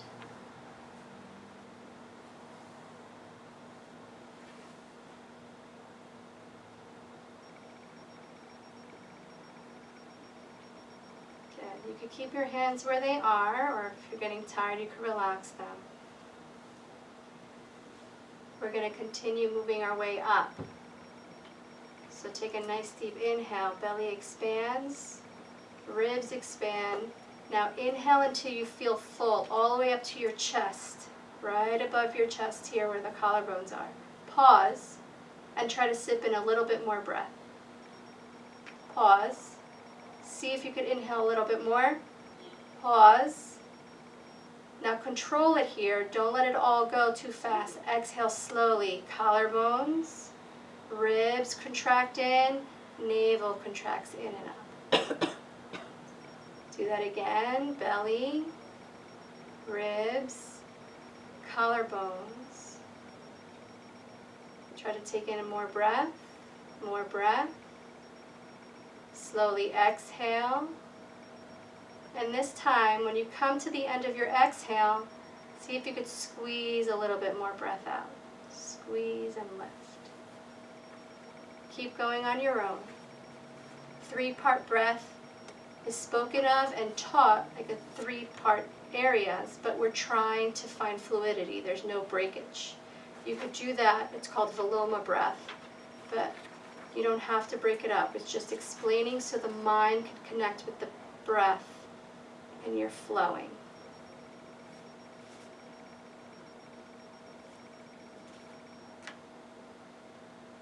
Two more rounds on your own.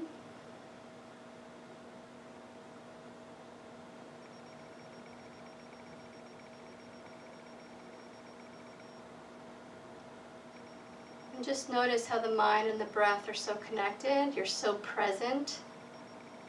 You're only concentrating on this breath and where it's traveling. Notice how the mind also starts to calm and connect.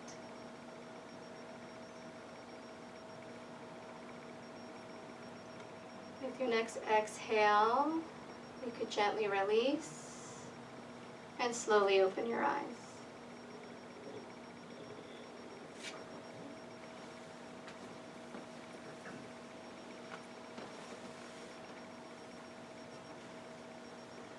So that's pranayama. That could be your practice right there. That could be your introduction to a class. Like Shanti said, that alone could open up so many avenues for students that have no idea what you're talking about, contracting my abdomen and pulling my navel in and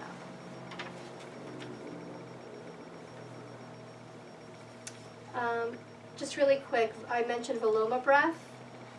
Viloma breath you could also teach. It's also very relaxing. You're pausing in between each one. So if you want to go deeper, I like to do that right before going into Shavasana or a restorative bridge pose. You're on your back, and it's just preparing you to come into deep relaxation. And it's the same process, you just pause. So inhale belly, pause. Inhale ribs, pause. Inhale all the way up. Register full, pause, and then you release. And you could go backwards. Inhale, fill up to the collarbones, pause. Exhale, collarbones, pause. Exhale, ribs, pause. Exhale, all the way out. So it's nice for the nervous system, it's relaxing. And again, you're just bringing more focus into the breath, where you pause, where you stop. There's not that much room to be like, what's for dinner as you're pausing, you know what I mean? Like it really is another tool to continue to help you to stay one-pointed. Guruji mentioned yesterday about stress and people having insomnia. Mm-hmm. Now, as teachers with meditation, say one of your students says or multiple students, they wake up in the middle of the night, their thoughts stop racing in the middle of the night. You're not suggest that they get up and start meditating in the middle of the night. Are any of these breathing techniques beneficial in the middle of the night to calm your mind down and to help you go back to sleep? Absolutely, 3-part breath. That you would recommend that for in the middle of the night? Okay. Yeah. So pranayama isn't just done before meditation, right? It's a practice in and of itself. And I would suggest that if any of you like to go deeper into pranayama, you find a teacher who, knows it well. All right. You can do pranayama practice 3 times a day and no meditation. You can do it once in the morning with your meditation and then practice pranayama a couple of times later that day. during the night too, is the best part, when the mind is racing. And your body becomes aware. It registers it. So if you practice 3-part breath all the time, when you're at a stoplight, online at the grocers, or when you're arguing with your husband or whatever, and you're just utilizing, doing it all the day long, it's like the mantra too. Work with something, and then that object, that item, I don't know what to call it, reveals itself to you. You get a deeper connection to it. You get intimate with your mantra, you can get intimate with your pranayama practice, and you can get to know yourself really, really well. And that's a wonderful thing, to get to know yourself and liking yourself. Right? Meditation is dating yourself. Imagine if you couldn't stand yourself, you could sit through meditation, or vice versa. I don't want to be dating this person. How can I get rid of him? You're attached. So, you just start to just go deeper and, look within more. All right, so we'll go on to the next one. And Madhuri kind of touched on this, Nadi Sudhi, or alternate nostril breathing. Nadi means nerve. Sudhi, Cudhi, C-U-D-D-H-I, is purification. So it's similar to 3-part breath, but you alternate inhaling and exhaling through different sides of your nostrils. So we already covered that the left side of the nostril connects to the right side of the brain, right side connects to the left, right? So it's the opposite side, the nerve endings of each nostril end in the opposite side. Feed the opposite side of the brain.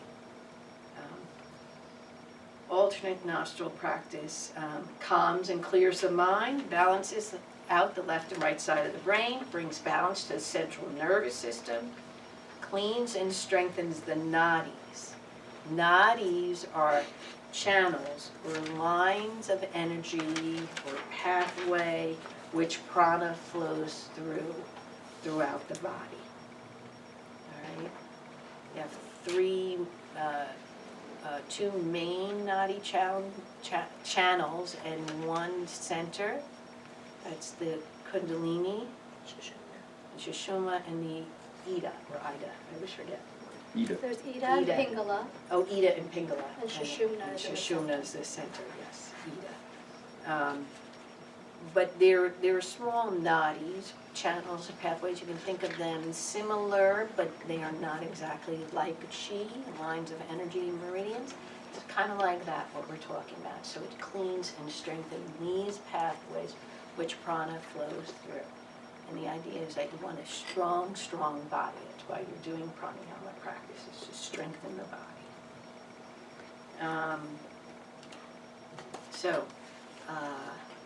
Let's see. No, we'll just do this practice. So make a fist with your hand. So Madhuri brought you in a different way, and this is great to see how you can explain things differently. Release the thumb and the ring finger. The pinky will follow. Okay? Take your thumb and ring finger and place it on your nostrils. Okay? Not at the tip where the skin is, but back by the bone where the cartilage is. Okay? Yes. Good. Good. Some people, have problems holding their hands up like that. I think you do it differently. Yeah. So you don't have to have those two fingers tucked in as deep as you want. They could come out a little bit. All right? So it's not at the tip of the nose. It's all the way back at the nostrils. Okay? Exhale completely through both nostrils. Keep the elbow in. Close off right. Inhale left. Top of the inhale. Close off left. Exhale right. Open the right side. Find the end of the exhalation. Think of the 3-part breath. You want that rhythm going. Inhale. Filling up right side. Top of the inhale. Close off. Exhale. Long and smooth through the left. Inhaling through the left. top of the inhale, close off left, exhale right. So now I'm just gonna do a count with you, okay? Inhale for the count of 4.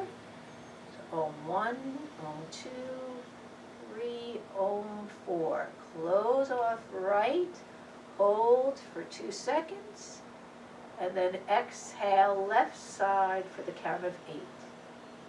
So slow the breath down. You want to lengthen the exhale. Get to the count of 8. Inhale to the count of 4. Om 1, Om 2, Om 3, Om 4. Close, pause, Om 1, Om 2. Exhale for 8. Om 1, 2, 3, 4, 5, 6, 7, 8. Inhale, count of 4. Continue on your own with this 4 to 8 practice.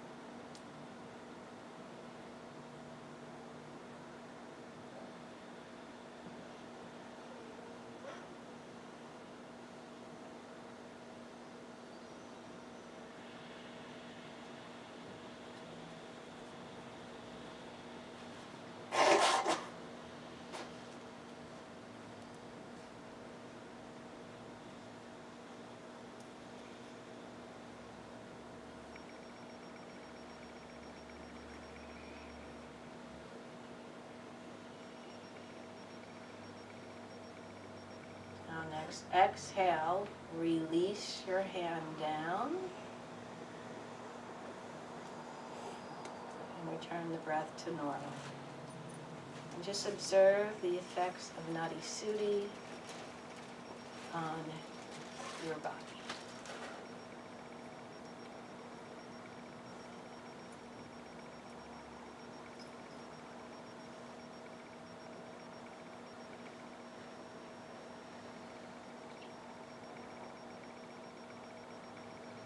And then slowly open your eyes.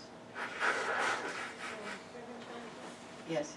I just mentioned that if, to tell students when they if they feel dizzy or lightheaded, don't continue to do it like just a natural breath. Yeah, that's straining the system. Any dizziness, lightheadedness, palpitations, shortness of breath, you're just being a little bit too aggressive. Just ease up. It is a very powerful practice, so even a little bit goes a long way.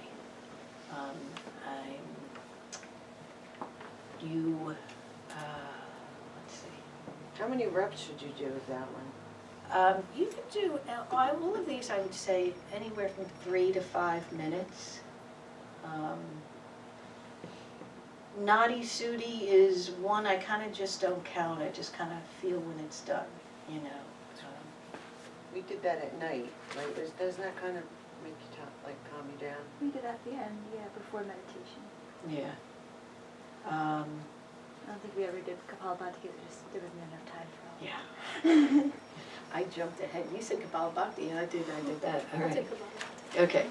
I have a question. I stole her thunder. I don't, again, I don't know that there's a right answer, but I've been in classes where we do pranayama, and like the starting isn't always the same, like which nostril you start breathing in, or... Yeah. The way Guruji taught me is exhale through both nostrils, and then begin your practice. And if it's Nadi Shuddhi, so you exhale with both. I just begin with the left, but you end with the right. Right, I knew ending with it. That seems Yeah. consistent, but I didn't know if it matters. Yeah, it does.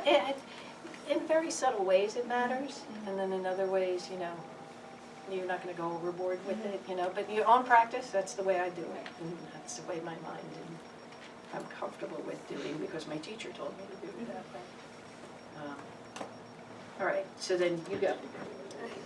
I just want to add, if you want to write for your notes when you're studying and reading, on page 27, oh, my notes are falling. It says developing a meditation routine. And again, there's no right way, there's different schools of thought. The way we're teaching you is the way, Guruji taught us. What is it? That says 27. Is it on the manual then? I'm sorry, I'm getting confused with manual and book now. So maybe it's the manual. But Pranayama is 47 in the book. Is that what you're looking for? no, how to, developing a meditation routine. Okay. So Yeah, that's 27 in the 27 in the manual. manual, So just a summary for you. We started with 3-part breath. So even if you're in a hatha class, Shanti mentioned before that the body releases a lot of toxins throughout your hatha. And then we go into Shavasana, right? When you're in Shavasana and you're still, believe it or not, that's where more toxins and impurities come out. That's why people fall asleep, if you notice. Some of them pass out. So after Shavasana, after the body has time to relax and release, right? So it's like wringing out a towel. You've cleaned your whole entire house, and now you're rinsing it under cool water and cleaning it with a little bit of soap, and you're wringing out. The wringing out is the pranayama. The rinsing it is the Shavasana. So that's the routine we do. So we start with 3-part breath, right? So now we're trying to bring that energy back up. We talked about the nadis. We did 3-part breath, recognizing, tuning in. And then we follow with Kapalabhati, which I'm going to show you now. After 3-part breath. I did it wrong. Yeah, 3-part breath, which we did. And then Kapalabhati, which I'm going to teach you now. Then, after we bring all that energy up, then we do the alternate nostril breathing with help balance the right and left. So that makes sense. And what you said, it calms the nervous system. So that makes me personally, the 3-part breath. alternate No, alternate nostril makes me tired. Like Well, it really it's kind of. calming your nervous Yeah, system. okay. So Kapalabhati, I like to just give you the parallel of the Hari Om chant that we say in the beginning of class. Hari, we're pushing the belly in and up. And as we Rim, we're bringing the vibration up to the chest and the throat. And then when we say Om, the vibration comes up to the crown of the head. So it's like a Kapalabhati practice. Pranayama, chanting, is also a kriya. You're cleansing, right? So you hear tissues coming out. You're definitely going to cleanse. Wintertime is a great time to do Kapalabhati. You think of these great yogis 5,000 years ago when they didn't have heat or air conditioning. They found these pranayama practices in a way to create heat in the body and a way to cool the body. The hissing breath, I think you just said it before, that you could do if you put your teeth together and sip in. That gives you a cooling sensation. What we're about to do now creates heat. You're raising energy from the bottom of your pelvic floor up to the crown of your head, like Hari Om. So if you're not familiar with Kapalabhati, I'll give you 2 examples. I just laugh because of my dog issues. Dog panting, right? We were talking about the belly breath. So there's this pushing of in and up, but you're doing this with your mouth closed. I've heard teachers say if you dust your whole house and then you feel like dust is on your nose and you're like,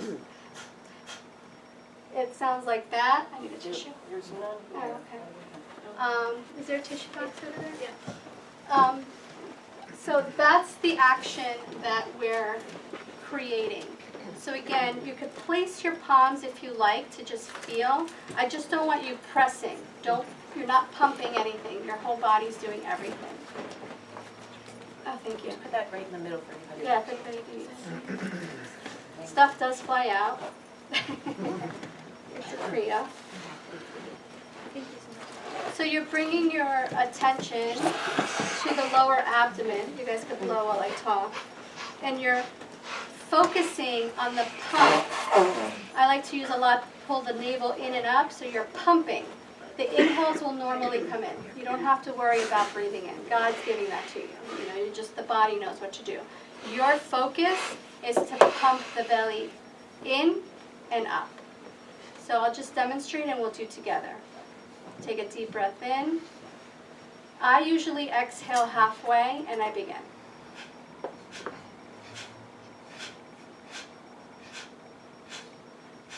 You can place your palms so you could feel, no pumping with your fingers.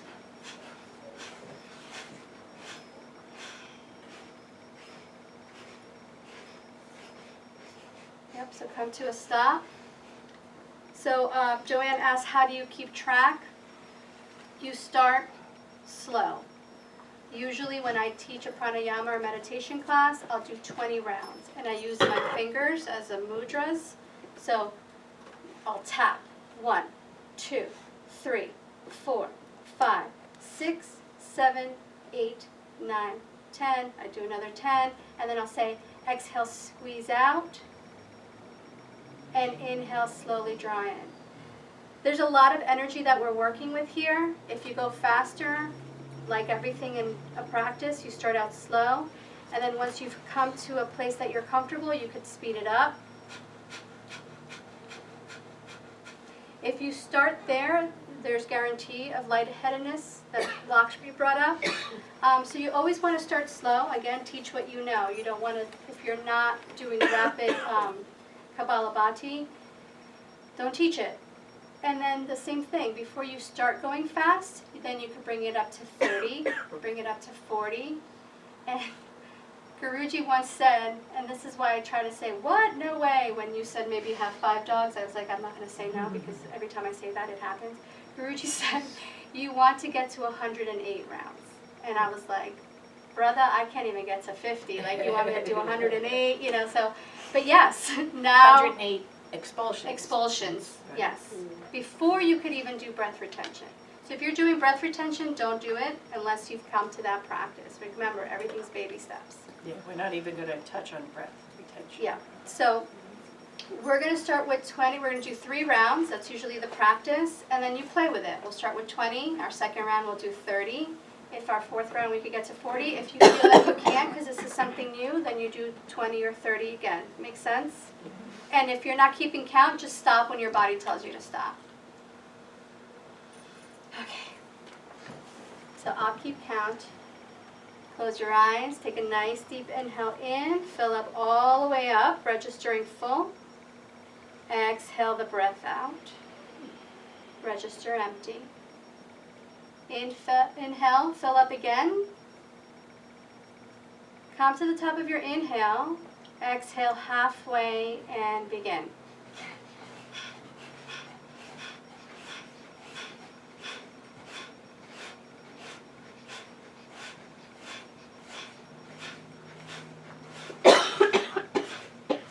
Exhale, squeeze the belly button in and up. Squeeze, squeeze, squeeze. Slowly and mindfully inhale through the nose. Pause. Exhale all the breath out.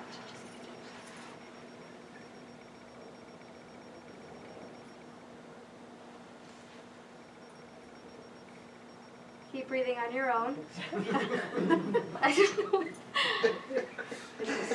Hold your breath, we're talking. I'm sorry. I was asking her just to hold the practice for a moment. I didn't want to go the full 3 rounds because I saw just some inconsistencies. What you want is the abdominal muscles to contract, like pull in and out. So it has nothing to do with the chest. You're working your abdominal muscle.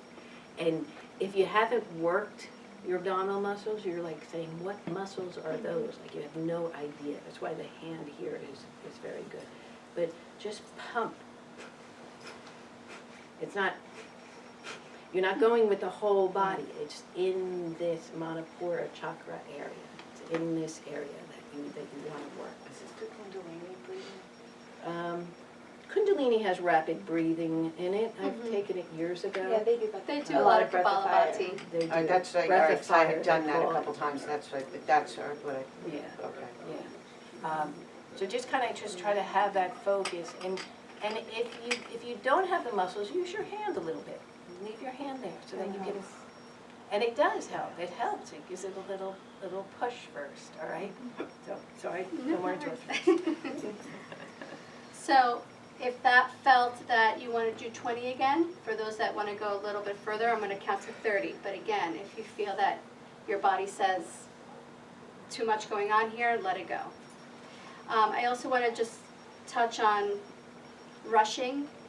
When I tell you to exhale and you're squeezing, don't, again, you're always going nice and slow. You're trying to control. You're trying to come to a place that you haven't before that may feel a little uncomfortable.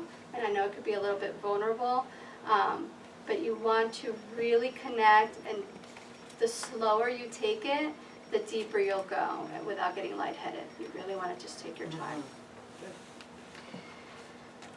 Eyes are open or closed, whatever works for you. Take a nice deep cleansing breath in.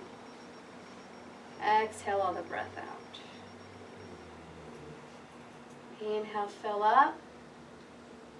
Exhale halfway and begin.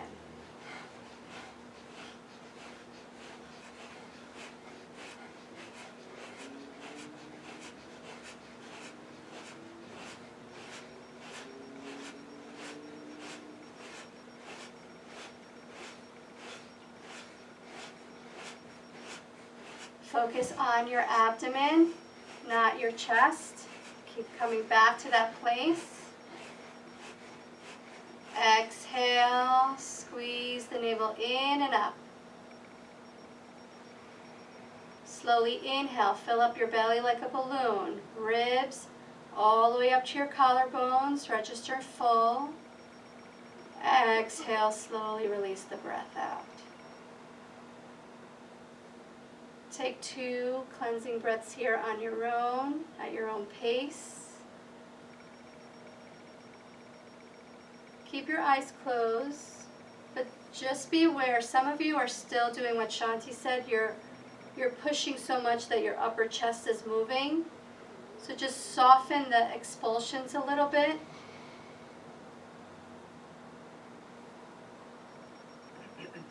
One more breath, fill up. Exhale all the breath out. Inhale, fill up. Exhale halfway and begin.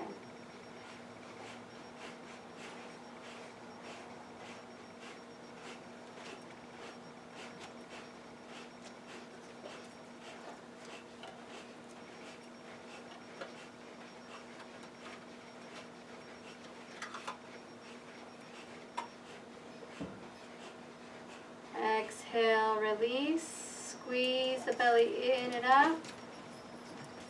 Inhale, fill up, registering full. Exhale all the breath, nice and slow. And just observe, Kapalabhati stands for skull shining breath. You're raising the vibration up to the crown of the head, awakening the Kundalini, working with our energetic levels.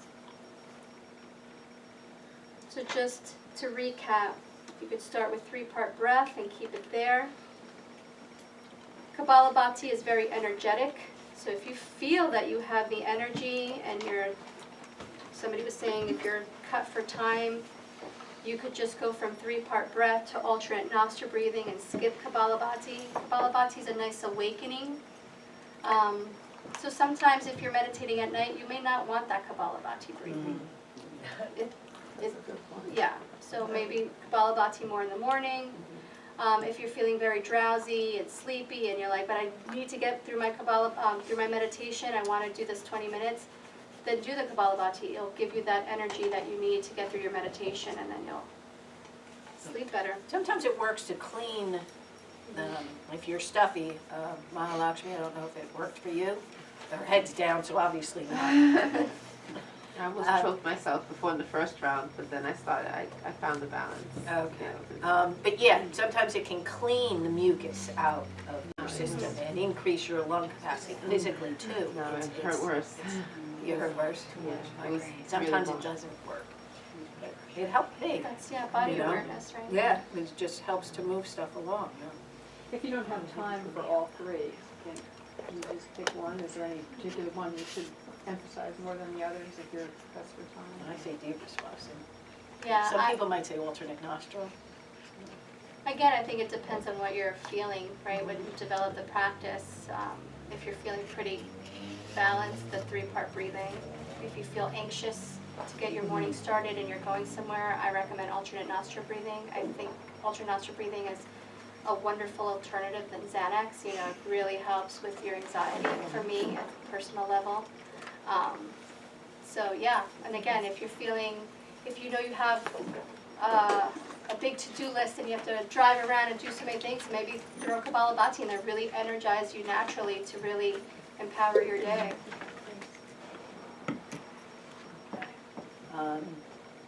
Yeah, so 3 excellent breaths, and I would utilize them as much as you can, and then you really get to know them. And then eventually, how you learn how to teach is you just say what's in your heart. You say what you experience. You tell the benefits and the results of what happened. That's the essence of a good teacher.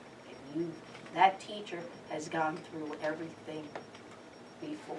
Guruji has gone through everything before enlightenment. He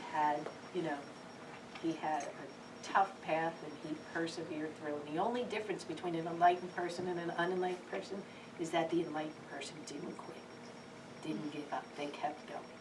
And that's what Guruji did. He just kept going.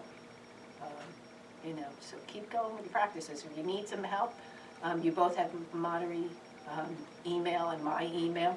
Everybody has a copy of this, correct? So, we got about 20 minutes left of class, but it's gonna be about 10 days before we see each other, right? Yeah, and we didn't get to the humming breath, Oh, but no, maybe we're we'll not. do that Tuesday. Yes, yeah, do that Before here. Guruji I want to comes. try to do this. Yes, Karen. that's important. I was going to say we need to do that. for Can't Tuesday. have all fun, right? Can't sit here all day long. Can't give in you front of all the other- secrets. Yeah. You gotta save a few. So you have 10 days to really work with this and review your manuals and practice your meditation and keep up with the diaries and please, any questions at all, you can reach out to Madhuri and myself. Guruji is there to answer questions. If we can't answer them, then we can certainly, pass it on to Guruji, to answer. And definitely, we don't pretend we know everything. We don't know, we'll say we don't know. So turn in your manuals, page 83. This is preparing for presentations. This is really good to review and to understand, because you're going to go home with your task is to prepare for a 3 to 5 minute meditation presentation. Okay, so that's your homework. This is your first presentation number 1. Prepare a 3 to 5 minute meditation. It's due Tuesday, January 30th. Contain with it, and you're not there to impress anybody. So, keeping to what you know is the best way to do this. You're going to have an opening, a middle, and an end. An affirmation or chant in the beginning. What's your opening? A minute for that. Maybe a pranayama, a 2-minute pranayama, and then the silence. You can pick golden moment. You can pick an ending. Just have it in some type of way. It's a little, Guruji calls it a little slice of class. It sounds like my Italian grandma talking. Yeah, a little slice of class. That's a slice of pizza. And so you're not coming into a class that doesn't know you. So it's a little slice of a class that you've been teaching all along. So you don't have to start from the very basics, unless you want to. If you want to start with, okay, we reviewed meditation is blah, blah, blah. And then you can go into breathing, chanting, affirmations, make it 3 to 5 minutes. We have a lot of people to get through. I don't know how it's gonna be on Tuesday. I don't know if you guys know this either. You're meeting a few Tuesdays, you have the dates, right? And the time is 6:30 to 10, right? Monterey, myself, and Guruji will be there, 6:30 to 10. And I will be there the first Tuesday. So Monterey and Guruji will be. But within that class, we're having a meditation class that's open to the public from 7 to 8:30. 7 to 8:30. So what's going to happen is come in at 6:30, maybe Guruji will ask anybody have any questions, or you do a little review, or you do the humming breath, whatever happens. Then at 7 o'clock, class TT is going to stop, and the basic meditation is going to begin from 7 to 8:30. You are the observers, the teachers in this class. Guruji has said he's going to teach it like any regular class. So you're observing in how he teaches a meditation class, right? And then 8:30, basic med TT. Do we have anyone signed up yet? Not that I know of. No, okay. Tell your friends. Tell your friends. You know, huh? They could ask questions. Oh, yes, and you can ask questions too. You're part of the class. Yeah. But just know that it's not, you're not going to interrupt the class with TT questions. Do you understand that? We'll have our student hats on. Yeah, you can put your students' hat, you switch your hats, yes. And we did this with our Raja Yoga, the yoga philosophy class, and it worked out so well, right? We had our little meeting before, opened it to the public, got all the teachings then, and then those students left, and then we had the after class, which worked out really well. So that's how it will flow. So tell your friends to come, and if they can't make it, you can always webinar in, all right? And they can see, and you get to see Guruji in action, and a little slice of class. So that's what you're going to teach, a 3 to 5 minute. So whether Guruji picks a couple to do it in front of the whole group, or we break it up into groups of 4, and you're doing the within, and usually Madhuri, myself, and Guruji are walking around to listen to how you're teaching. But you want to be able to just get in contact with your own voice, develop your own voice, your own teaching style, I might as well just finish what you have to do for homework. Hatha Yoga and Meditation, 104, page 104 in the med book. And then you move on to Mindful Living. That's 106 to 108. Which book? Meditation book. Meditation book. Awaken. One's the manual, or Awaken book, if you want to call it Awaken, meditation book. Awaken, what is, besides the presentation? All right, you better start over. 3 to 5 minute presentation. Everybody got that? 3 to 5 minute presentation. All right? So a little slice of class, beginning, middle, and end, right? Now, for reading assignments, in the Awaken book, page 104, Hatha Yoga and Meditation, its title. Page 106 to 108, Mindful Living. Qualities of a Successful Meditator. That's page 109 to 115. So basically, 104 to 115. Qualities of a Successful Meditator is also in your manual. And that's pages 45 to 50, if you want to check the manual out, too. Presentation is on the material in those pages? No. Oh, sorry. It's on page, it's 803. Your presentation is what you would do. I didn't say presentation. Pardon, I didn't say sorry. presentation. You started with presentation. Now we're moving to reading assignments. Yeah, Okay. Qualities of a Successful Meditator corresponds to page 45 to 50 in your TT manual. Is that what you? No, We're leading a you said meditation in that 3 to 5. 3 to 5 minute presentation, but you didn't say what has to be in the 3 to 5 minute presentation. Beginning, middle, end. It's on page 83. Affirmation, Okay. an opening chant, a prayer, a little definition of meditation, whatever you want to do. You're going to make it your own class. So a beginning, middle, and end. All But I right. think, so Okay. you're not describing meditation, you're instructing meditation.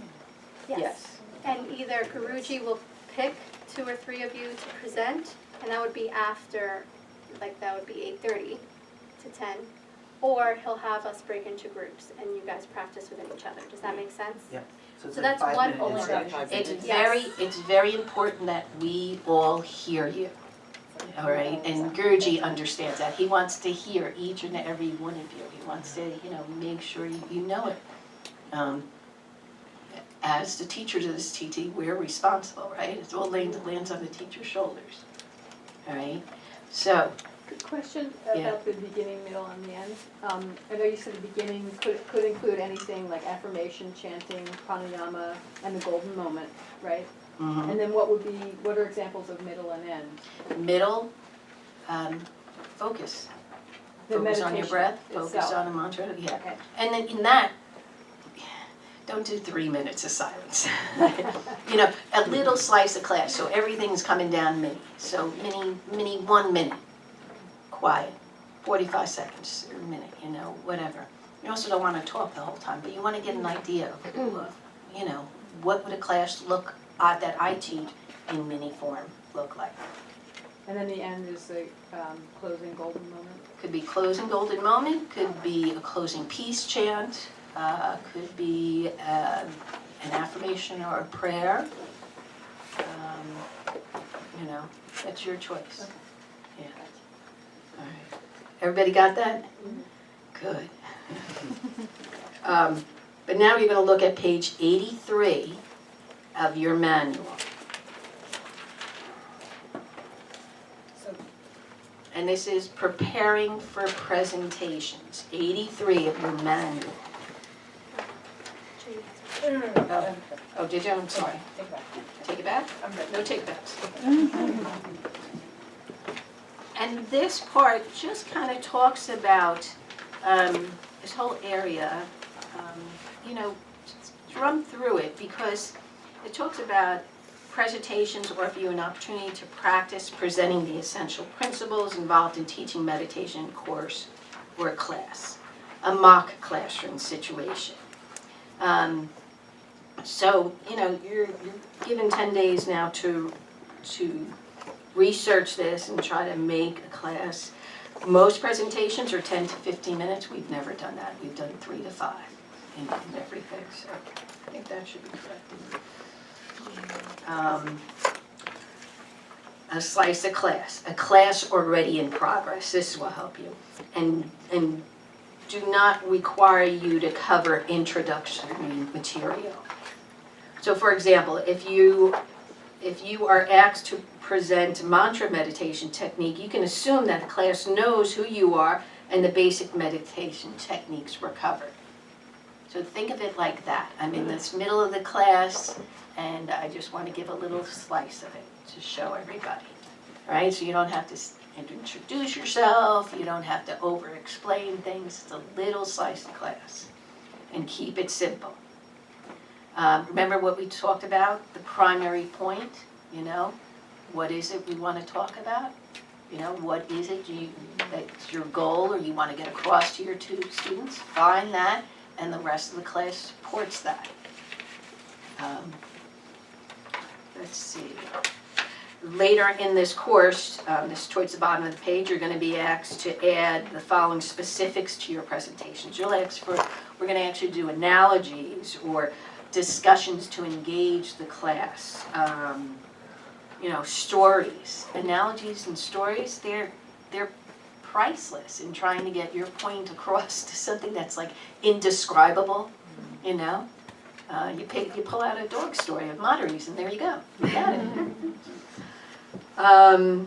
So that area goes on, it talks about on page 85, establishing credibility, developing confidence in yourself.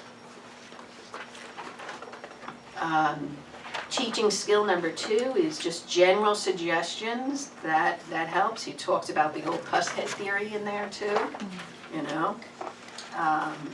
creating a lesson plan. We'll get more into that, I'm hoping. In fact, I'm going to write myself a note about creating a lesson plan because if you wanted to do a 6-week or 4-week series, in meditation, creating a lesson plan is really going to help in how you're going to inspire your students.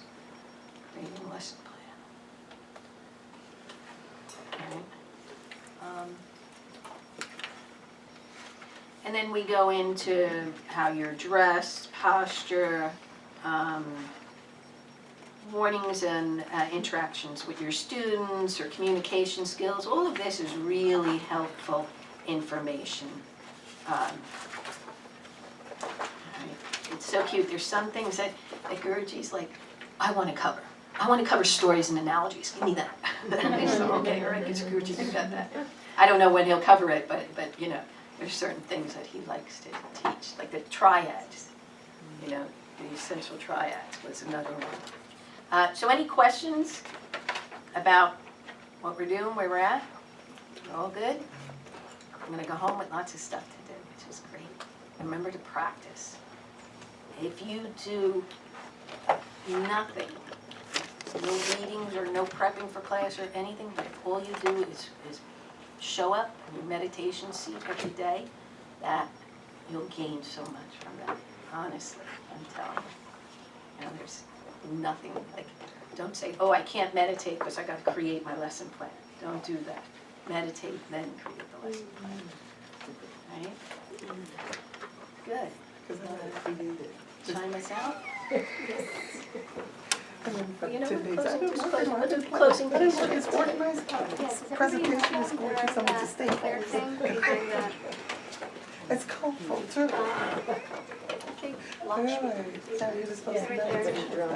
Does everybody know our closing piece chants? If you don't, we have cards we could hand out if you want to follow along. Is that what you did last night? Yeah. Which I didn't understand.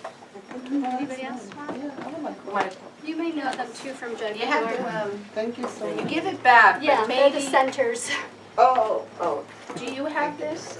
Who has this on file? Take a And picture print too. About 10 copies. That's true, you could take a Thank picture you. of it. That's a good. Did you have a file? Sean Carr made them. Oh, I remember him, yes. All right, we'll have them printed. Monterey, can you do that? Just make copies of it? Yeah. Oh my. Okay. Yeah, we'll have extra copies that you'll be able to take home, okay? You have no idea. All right. That's the goodness Alright, she so shows. we'll I end didn't with really. 3 ohms. I'm not the only one. There's really no reason to. Yeah. We'll start with 3 ohms. Draw the spine nice and tall. Take a nice deep inhale, fill up. Exhale all the breath out. Inhale for 3 ohms.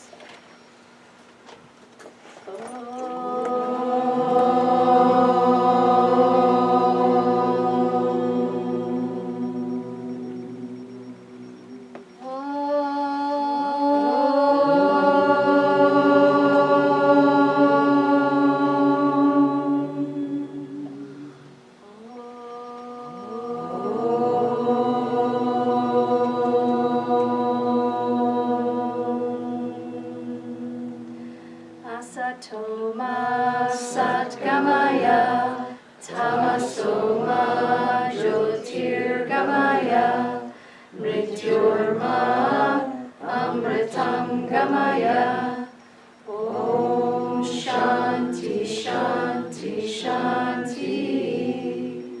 Lead us from unreal to real. Lead us from darkness to the light. Lead us from the fear of death to the knowledge of immortality. Om Shanti Shanti Shanti. Loka Samasta Sukhino Bhavantu.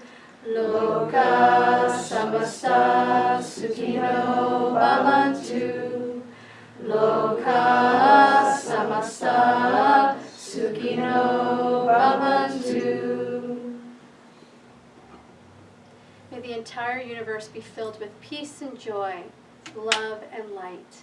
And may the light of truth overcome all darkness. Victory to that light. Jai Shri Satguru Maharaj Ki. Jai.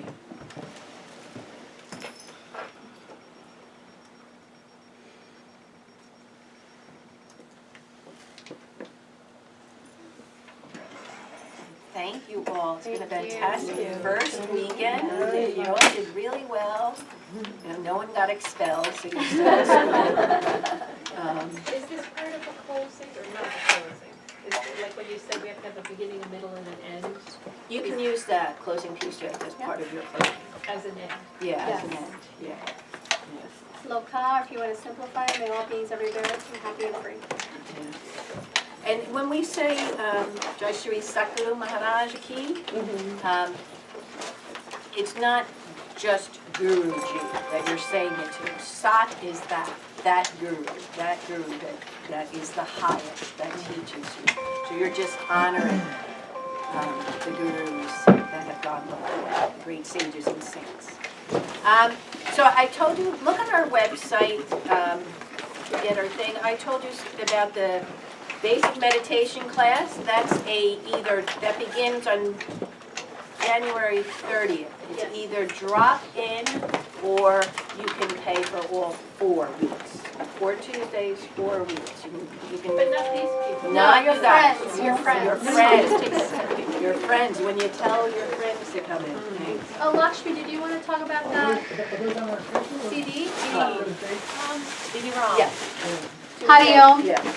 Just listen to Lakshmi as you guys can still pack up, but just she has something to share.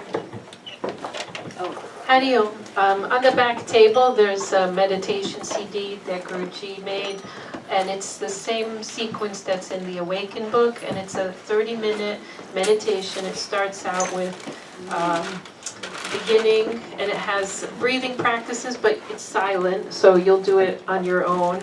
And then he ohms when it's the next practice, and then it'll give 15 minutes of silence, and then it closing peace chants. So if you're interested, it's on the back table. No. When you're making the peace chant, you just want to write I have this from one of our retreats. Hari Om. Om Namah Shivaya. And then the pranayama practice. No, I would do that. Do audio. Say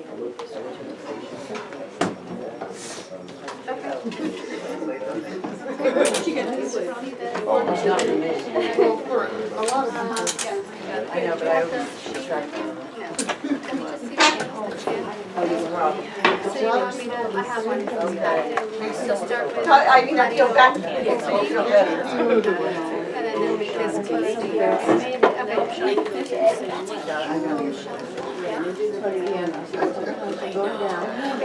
But I almost like she's home, but you're so close. I can't get out with all this stuff. I have to do my best to create.